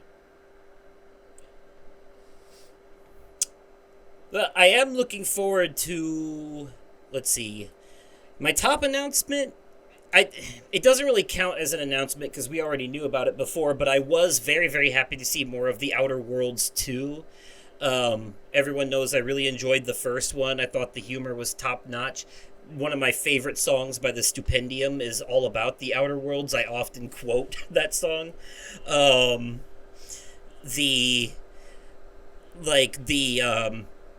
smarmy, over-the-top anti-capitalism humor really resonated with me. The fact that it's basically Fallout meets Mass Effect. The companions in that game are so awesome.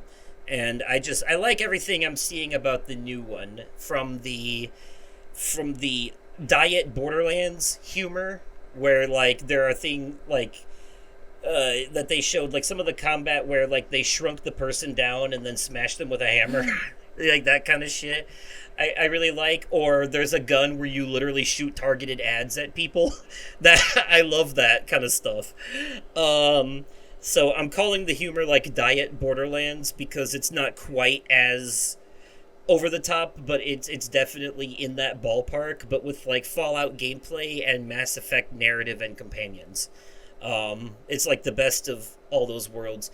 And yeah, if the second game is anywhere near the first one, in fact, like the first one was great, but there was definitely room for improvement. And if they can manage to nail that in this one, then I will be a happy camper because I loved the first one, and I really enjoyed Avowed earlier this year too, another game by the same developer. And I think everyone knows by now that Obsidian has made the best Fallout game, New Vegas.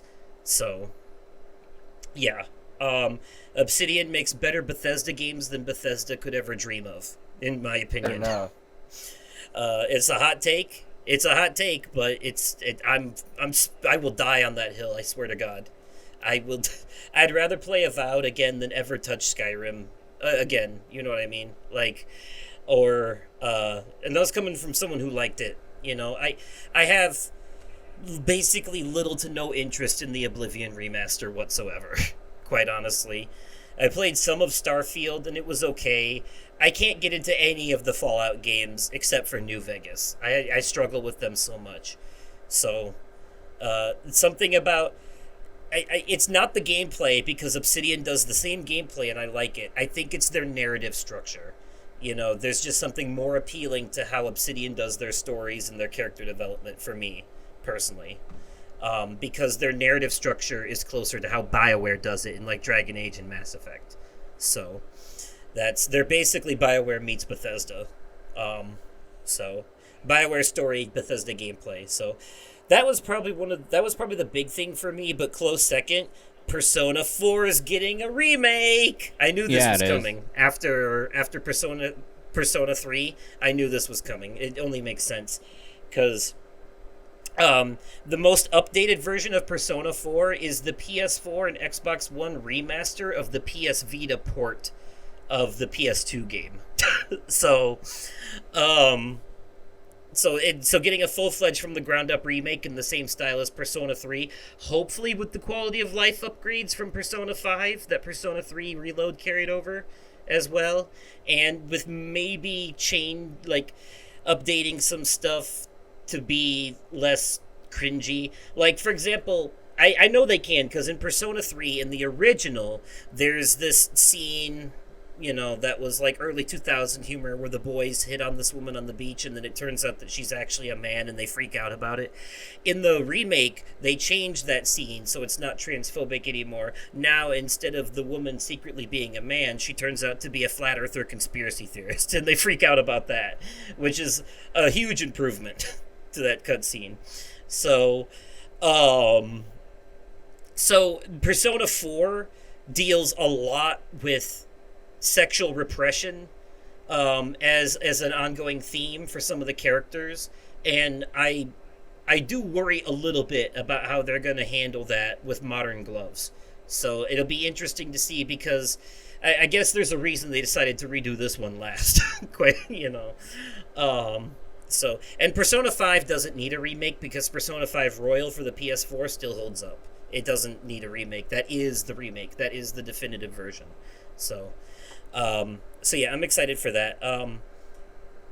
I put High on Life 2 on my list. I'm glad to get another one of these because that was on my list too. I did genuinely enjoy the game, and now that I know Justin Roiland won't be in it, I can enjoy it more.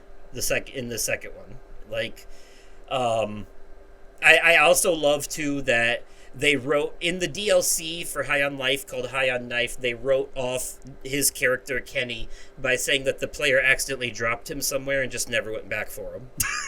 Which is such a middle finger to Justin Roiland, and I love it. It's basically the developer's way of saying that we dropped that son of a bitch like a hot sack of potatoes, and we do not give a fuck. That's fantastic. And I love it. So, yeah. So I'm all in. Like, everything that he used to be a part of has somehow significantly gotten way better after he was no longer a part of it. Rick and Morty is 1,000 times better now than it used to be. Like, it's not just stupid jokes anymore. There's like actually story and character development. Because Dan Harmon's doing most of the work. Solar Opposites got better when he left it, so I expect this sequel to be better than the first game, primarily just because he won't be in it, quite frankly. And I do like the gameplay style. Like, I really enjoyed the gameplay style, so I'm all in on that. looking forward to playing the Gears of War remake of the first game. Clockwork Revolution. Wanted to give this one a shout out because it looks really That looked fun. so good. Yes. Yes, It's it gives off massive Bioshock Infinite vibes. Yes, it does. Bioshock Infinite meets We Happy Few, I think, is kind of the vibes I got from it. I'm all in on it, though, because, like, yeah, it's steampunk. It is, like you said, I do get a lot of Bioshock Infinite there, just in terms of, like, the atmosphere, the visuals, the fact that it seems to be in a floating city in the sky. That kind of stuff. What did you think of this, Ryan? You said it looked really good. Yeah, I thought it looked really, like, I'm probably going to play that as soon as I can. Me too. Chronos New Dawn, I wrote down because this is the next horror game from Bloober Team. It is a action horror game. And I knew that clearly would be on your inspired- list. It's clearly inspired by the likes of Dead Space. Here's the thing, though. Bloober Team doesn't normally do combat, but they showed with the Silent Hill 2 remake that they can. So I am all in on this because they're evolving. I never thought Little Bloober, who started with the very simple horror walking simulator Layers of Fear, would ever get to the point where they were doing a remake of one of the most beloved horror games in history, and then going on to make like full-on combat horror games. Like they've come a long way. It's been I love that I've seen their growth from start to now. Also, we're getting another Plague Tale game, but it's a prequel. It's called Resonance Plague Tale Legacy, and it doesn't focus on Amicia and Hugo, but rather a character named Sophia who was introduced in the second game, and it goes back in time and kind of deals with her story before she met them. This one's going to be a bit more fantastical, more combat focused, kind of a fantasy adventure game with some mythology thrown in there for good measure. So, I think That looked good. yes, and this is one where they say you don't have to have played the other two games in order to enjoy it because it is a prequel and kind of a standalone narrative, kind of a on its own thing.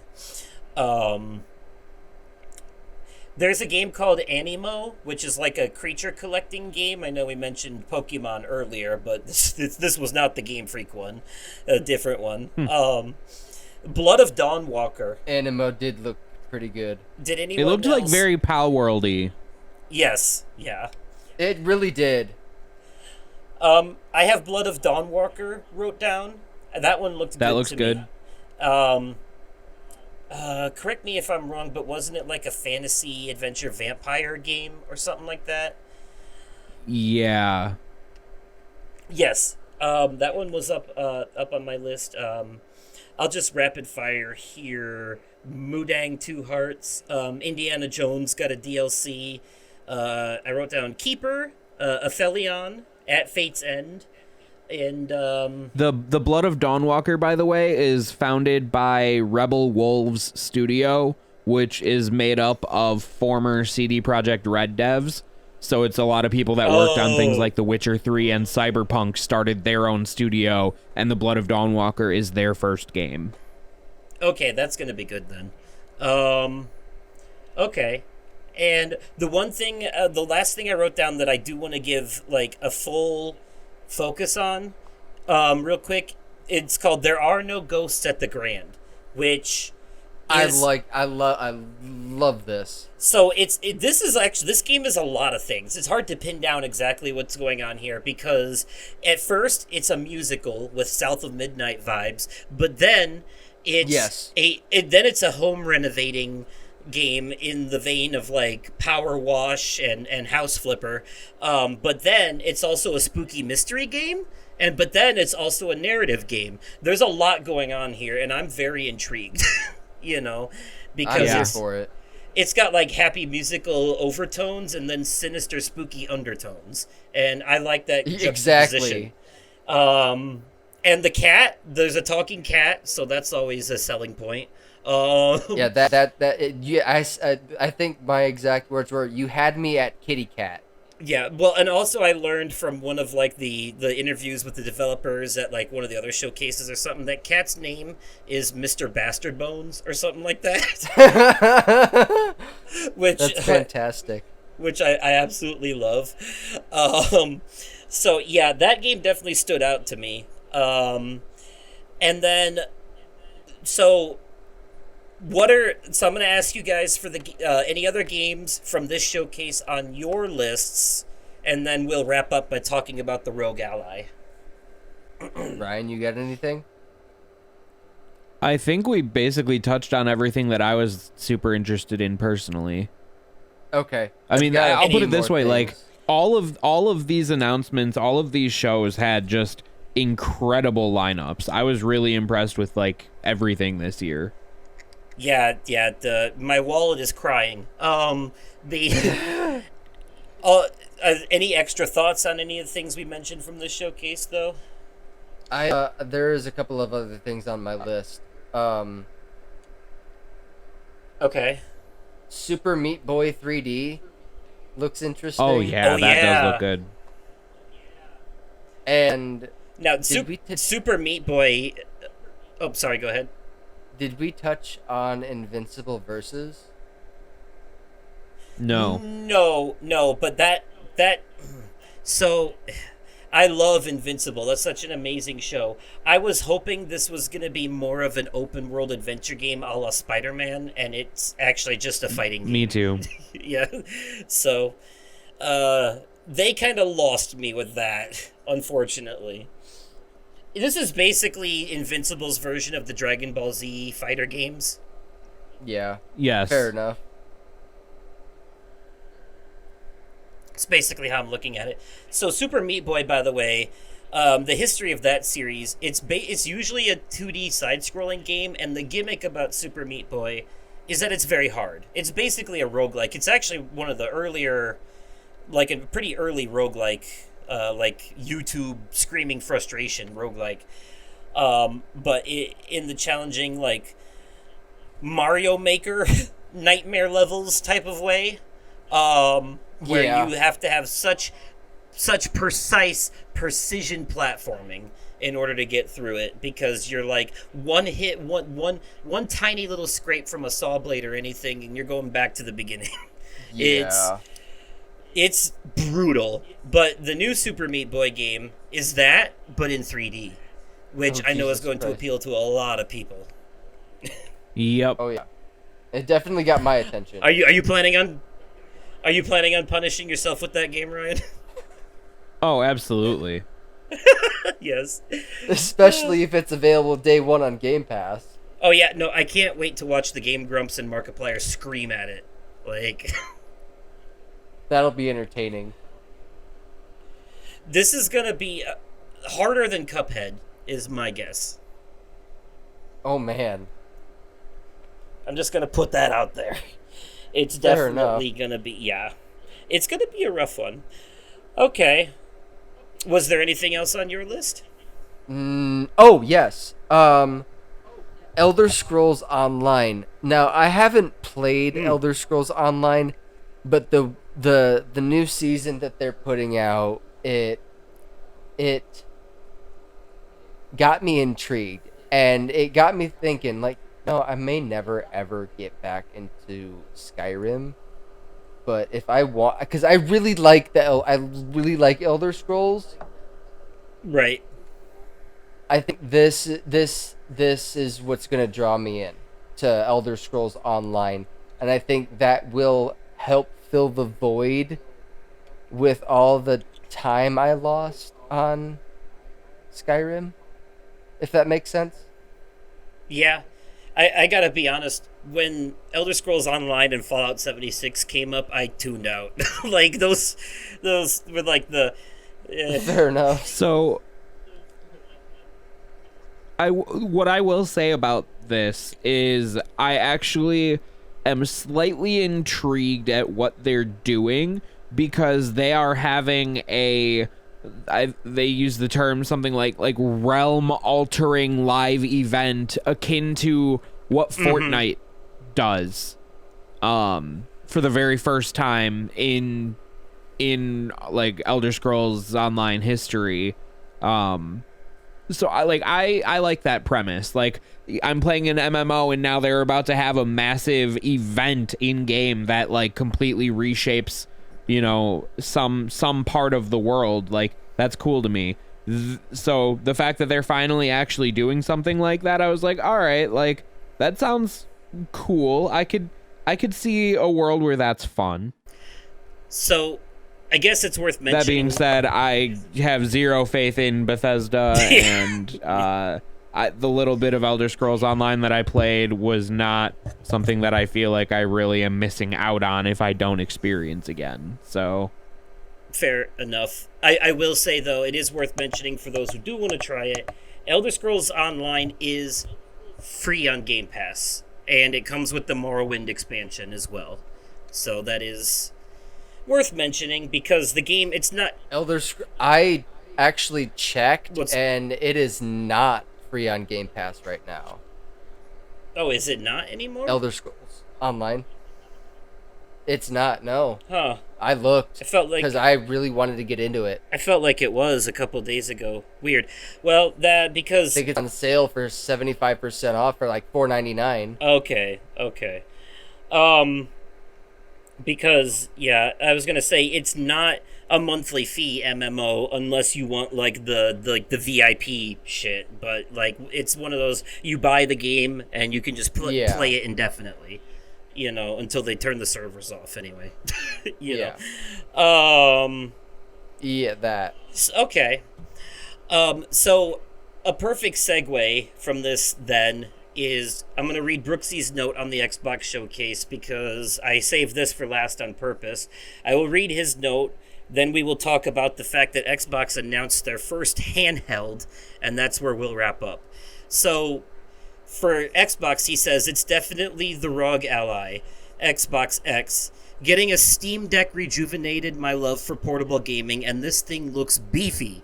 The specs are amazing. You can natively play most Xbox games on it. It's Windows instead of Linux, so it'll be much easier for entertainment like movies, unlike the Deck counterpart. The interface for Xbox looks buttery, and you will be able to go to the desktop mode and use Steam. It feels like console wars are dying, and we are entering the handheld war. And Xbox has it if it performs how it looks it will. My only concern is launching this year with no price yet. I spent 700 smackaroos on my Steam Deck, and it makes me believe that the 1 terabyte version I want will likely be $1,000. Better start saving now to cry when I can pre-order. So, that's what he said. Yeah, I am interested. So from what I understand, this is not like the PlayStation Portal where you're just streaming to the device. This is like you natively download the games to the device, much like the Steam Deck, and play them off of it. And it comes in 2 flavors. There's a terabyte version and a 500-some gigabyte version. And they're basically the handheld versions of the Series X and S, is what they are. Because it seems Sounds like right, yeah. it seems like the smaller, cheaper one also has. It looks like it has slightly lesser hardware too, in the same vein. So, because they showed the specs during the trailer. So and you can Xbox and Steam on this device. So basically, they're making a competitor to the Steam Deck, since you can access your Steam library on this thing, and. That's wild. What do you think of this, Ryan, as a Steam Deck owner? Yeah, I think it looks great. I think that we need more portable PCs. That's basically what this is, like PC gaming portably.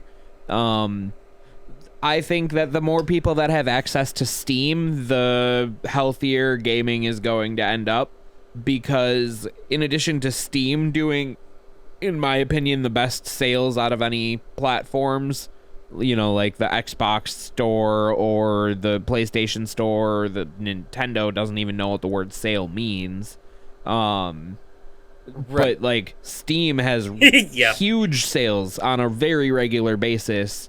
But then also the fact that they run off of keys, like there's so many websites that you can get cheap Steam keys from, that things like Humble Bundle, every year or every month I'm paying like $12 and I'm getting 12 games, and at least one of them is always like a pretty big title. Like, it's nice.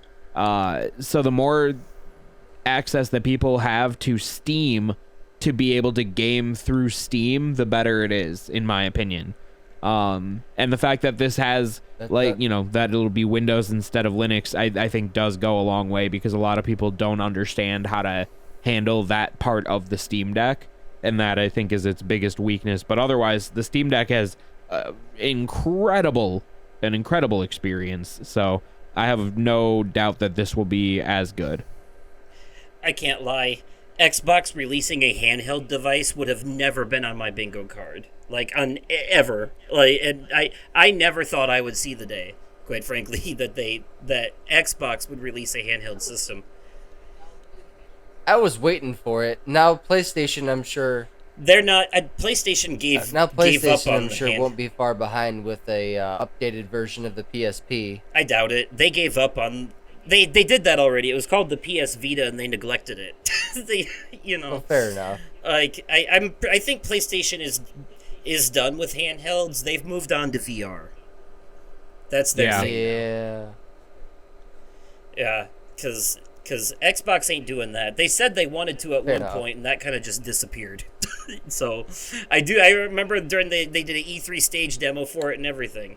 But yeah, so. But this, because if you have a good enough PC, you can already access your Steam and Xbox library on that, because of Xbox's whole Play Anywhere thing, and Game Pass is cross-compatible if you have Ultimate. So, yeah, or you can also get Game Pass just for the PC too. That's also an option. So, yeah, this is definitely, as someone who's been eyeballing the Steam Deck, this kind of makes me want to wait for this to come out and see how it runs, and whether or not it runs Steam games better than the Steam Deck, or worse, or equal, to see, because if it's on par with it, then it seems like it's ultimately the better deal, because you get your Steam and Xbox library on the same device. Yeah. Well, I mean, you can get your Xbox, exactly. You can get Game Pass and stuff running on the Steam Deck as well. You just kind of have to do a little bit of a workaround to pull that off. So fair, but can you still can. But can you download the games natively, or are you streaming them? Yes. Well, okay, so both. Okay. Yes. Okay, because I know that's one of the big things here, is the fact to be able to download them natively to the system and play them that way, which gives them a leg up over PlayStation's Portal too, which is just a streaming device. So, right. So they knocked it out of the park with this one. Xbox really is starting to blur the lines between platform segregation. Their goal is to be on every device. They want to put Game Pass on your PlayStation and on your TV and all that stuff. Look at this. They have the Xbox games like Forza Horizon and Gears of War. I never thought I'd see the day where they end up on PlayStation, and yet here we are. So, right. We're living in a wild timeline, man. But yeah, we are. But yeah, so I definitely wanted to give the Rogue Ally a shout out. What do you think of this device, Nick? I think I'm gonna agree with you on that. Potentially waiting on a Steam Deck and seeing how this one runs. Fair. What do we think? They didn't announce a price. What's your predictions on the cost for both models? What do you think is likely? I'm gonna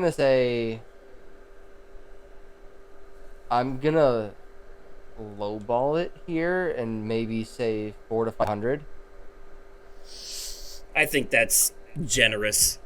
Honestly. I think I'm gonna say $550 for the low end and $750 for the high end. That sounds about right. That's closer to what the Steam Deck is, isn't it? See, my price point view on the Steam Deck is I bought mine on sale, and I just I bought the lowest tier, and then I separately just bought a hard drive that I then did the swap myself, because Steam and Valve encourage you to do that, and it's super fucking easy to do. Okay. So I just did it myself. It took me 20 minutes all together to swap. And then I had one that had a bigger hard drive than their top-end model and a faster hard drive than their top-end model. And then I just bought a matte screen protector because that's the only other difference. Unless you go with the OLED. The OLED is very slightly better improvement across the board on every front. But you can so then buy the base OLED model and then do the same swap if you want a better hard drive on it. But so the I don't personally see the point in buying the high end, like the hot top end Steam Deck when, like I said, it's super easy to do the swap yourself. So if you do end up going the Steam Deck route, I highly recommend just getting, you know, the cheapest one that you see out there. And again, I got it on a sale. So altogether, I spent like, I don't know, $400 or something like that to get That's not bad. you know, at the time that I did it, the OLED wasn't out yet. So I basically had a better than top end Steam Deck for less than the normal price of the normal one. So Fair enough. Okay, fair enough. Fair. All right. Yeah, I would definitely be interested in trying this thing out. I'm going to say that your price prediction is probably on the money there. The 500 range for the low end and 700 range for the high end. That seems about right. Yeah.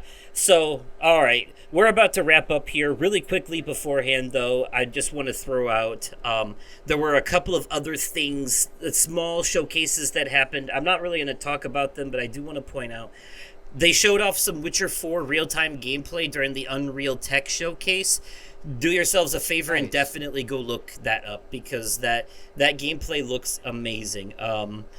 I watched the PC gaming show, and it was okay, but a lot of it was just rehashes of stuff that we'd already seen throughout the year, just the PC versions of them. There was a Death Stranding 2 panel. There was a Death Stranding 2 panel with Hideo Kojima and some of the actors from it, including Elle Fanning and Troy Baker, and it was very informative. We got to see some new gameplay that looked really cool, and we learned, much like Low Roar was the main musician in the first game, Woodkid will be the main musician in this one. IGN had an indie game showcase called the Mixed Game Summer Showcase. That was fun. I'm just shouting these out in case people want to go see them themselves. There was the Wholesome Direct, which focused on wholesome indie games, fun little cozy games, stuff like that. The Women-Led Game Showcase focused on games developed by women. Same for Latin American Game Showcase, Southeast Asian Game Showcase. There was a Planet Play Green Game Showcase that focused on games that are and developers that are dedicated to helping the environment, or sending messages about that. There was the Frosty Games Fest, which focused on games developed by Australian developers. There was the Black Voices in Gaming Showcase, which celebrated games developed by African American developers and games starring, like South of Midnight, for example. That they did like a deep dive in behind the scenes on that, which was really interesting. And then Konami had a showcase earlier this week where they announced a few things, more Metal Gear Solid Delta footage, some Castlevania stuff, I think, and then some more Silent Hill F. And then also, Bloober Team is making a Silent Hill 1 remake, which I'm really excited for. So that was what they showed off from that. So, at this end section here, do either of you have anything else you would like to say about this, about Summer of Gaming 2025, which encompasses everything? I'm sad we didn't get well, never mind. I'm sad that they didn't announce pre-orders for GTA 6. I mean, you know it's been delayed until... next when year. was it? Yeah. Sometime in May? Yeah. May of next year, was it? Yeah.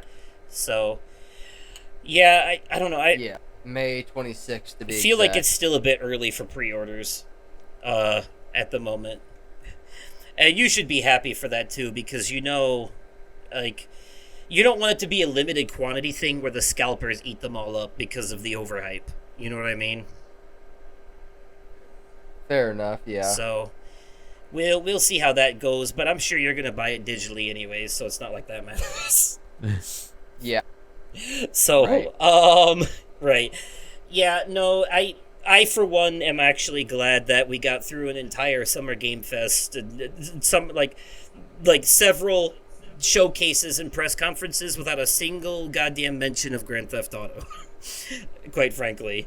I think the fact that it got delayed till next year helps a lot of other things this year shine that deserve it. Um, like now the discussion this year can be around Expedition 33. GTA 6 should release in a year like last year where there's not as much good stuff out, so it doesn't have any competitors, you know, because Yeah. because my thing is that if it comes out during a year with other good games, no matter how good those other games are, I feel like it's going to win all the awards just on the basis of being Grand Theft Auto. And I don't want to see games that really do deserve it be shunned to the wayside for it. So I'd rather it come out in a year like last year where it comes out among a bunch of crap and doesn't matter as much if it beats them. Fair enough. Maybe that's for selfish reasons, but you like I don't think it's fair. It wouldn't be fair to me though if, like, for example, Expedition 33 this year was shunned because Grand Theft Auto 6 existed. Like, that's not just existing is not enough for you to be considered better. It'll bring something more than that to the table. But it's the hype around that game is so much that you just know it's gonna be. If it doesn't win Game of the Year next year, people are probably going to burn the theater down. You know what I mean? Like, so right. Yeah. So that's the thing. I was just glad that we got a breath away from it because it's been the oppressive cloud hanging over the gaming industry for the past several years. It's like the one big thing that everyone's looking forward to, and I'll be glad when that time finally comes, so that the hype can finally die down and we can move on to something else. So fair enough. Because it has been, this Yeah. is Kingdom Hearts 3 all over again, quite frankly. Huh. So Fair enough. There's rumblings in the woodwork though that we're gonna be getting some Kingdom Hearts news soon. yeah, because they canceled the mobile game Missing Link and they're putting all their focus on Kingdom Hearts 4 now, which is a good thing. So maybe next year. So I didn't think it was going to be this year. It's still too soon as far as I'm concerned. They're not ready yet. Yeah. But soon. No, I feel like definitely it's coming soon. I had this feeling last year about Resident Evil coming this year. I was like, I bet you next year. And then it turns out I was right. So I'm thinking I'm going to predict Kingdom Hearts 4 news next year. That's my prediction. So Fair enough. all right. Well, any more closing thoughts? Or is that... No, not that I can think of. That's it All for right. me. Well, that'll do it for this episode then. Thank you, Ryan, so much for joining us. I really enjoyed this discussion about all Yeah, the it was fun. games we can't Hell yeah. afford coming out back to back in the next couple of years. Yeah, right. Man, really got to pick and choose. Thankfully, so many of them are going to be on Game Pass. That helps quite a lot. Yeah, it does. So, yes, including literally everything you saw at the Xbox showcase, basically. So, all right. Thank you all to the listeners for this. Sorry, I'm tripping over my words. Thank you to the listeners for listening to this episode. If you are listening or watching it on YouTube, be sure to smash that like button if you enjoyed it, and let me know in the comments down below your favorite Summer of Gaming 2025 announcements and showcases and stuff like that. Our music is from Epidemic Sounds. We are hosted by Podserve FM. Thank you to Sarah for some of the behind the scenes stuff, helping with the behind the scenes work. Also, You can comment on the podcast on Spotify if you're listening over there, or you can email me at podcastoversoul@gmail.com. And you can find Nick at The Gaming Fiend 1 on all the social media platforms. And you can find Ryan at RMK Buried Alive on several platforms, including YouTube and Twitch. And until next time, thanks again for listening, and we'll catch you in the next one. Good night, everybody. Bye. Peace.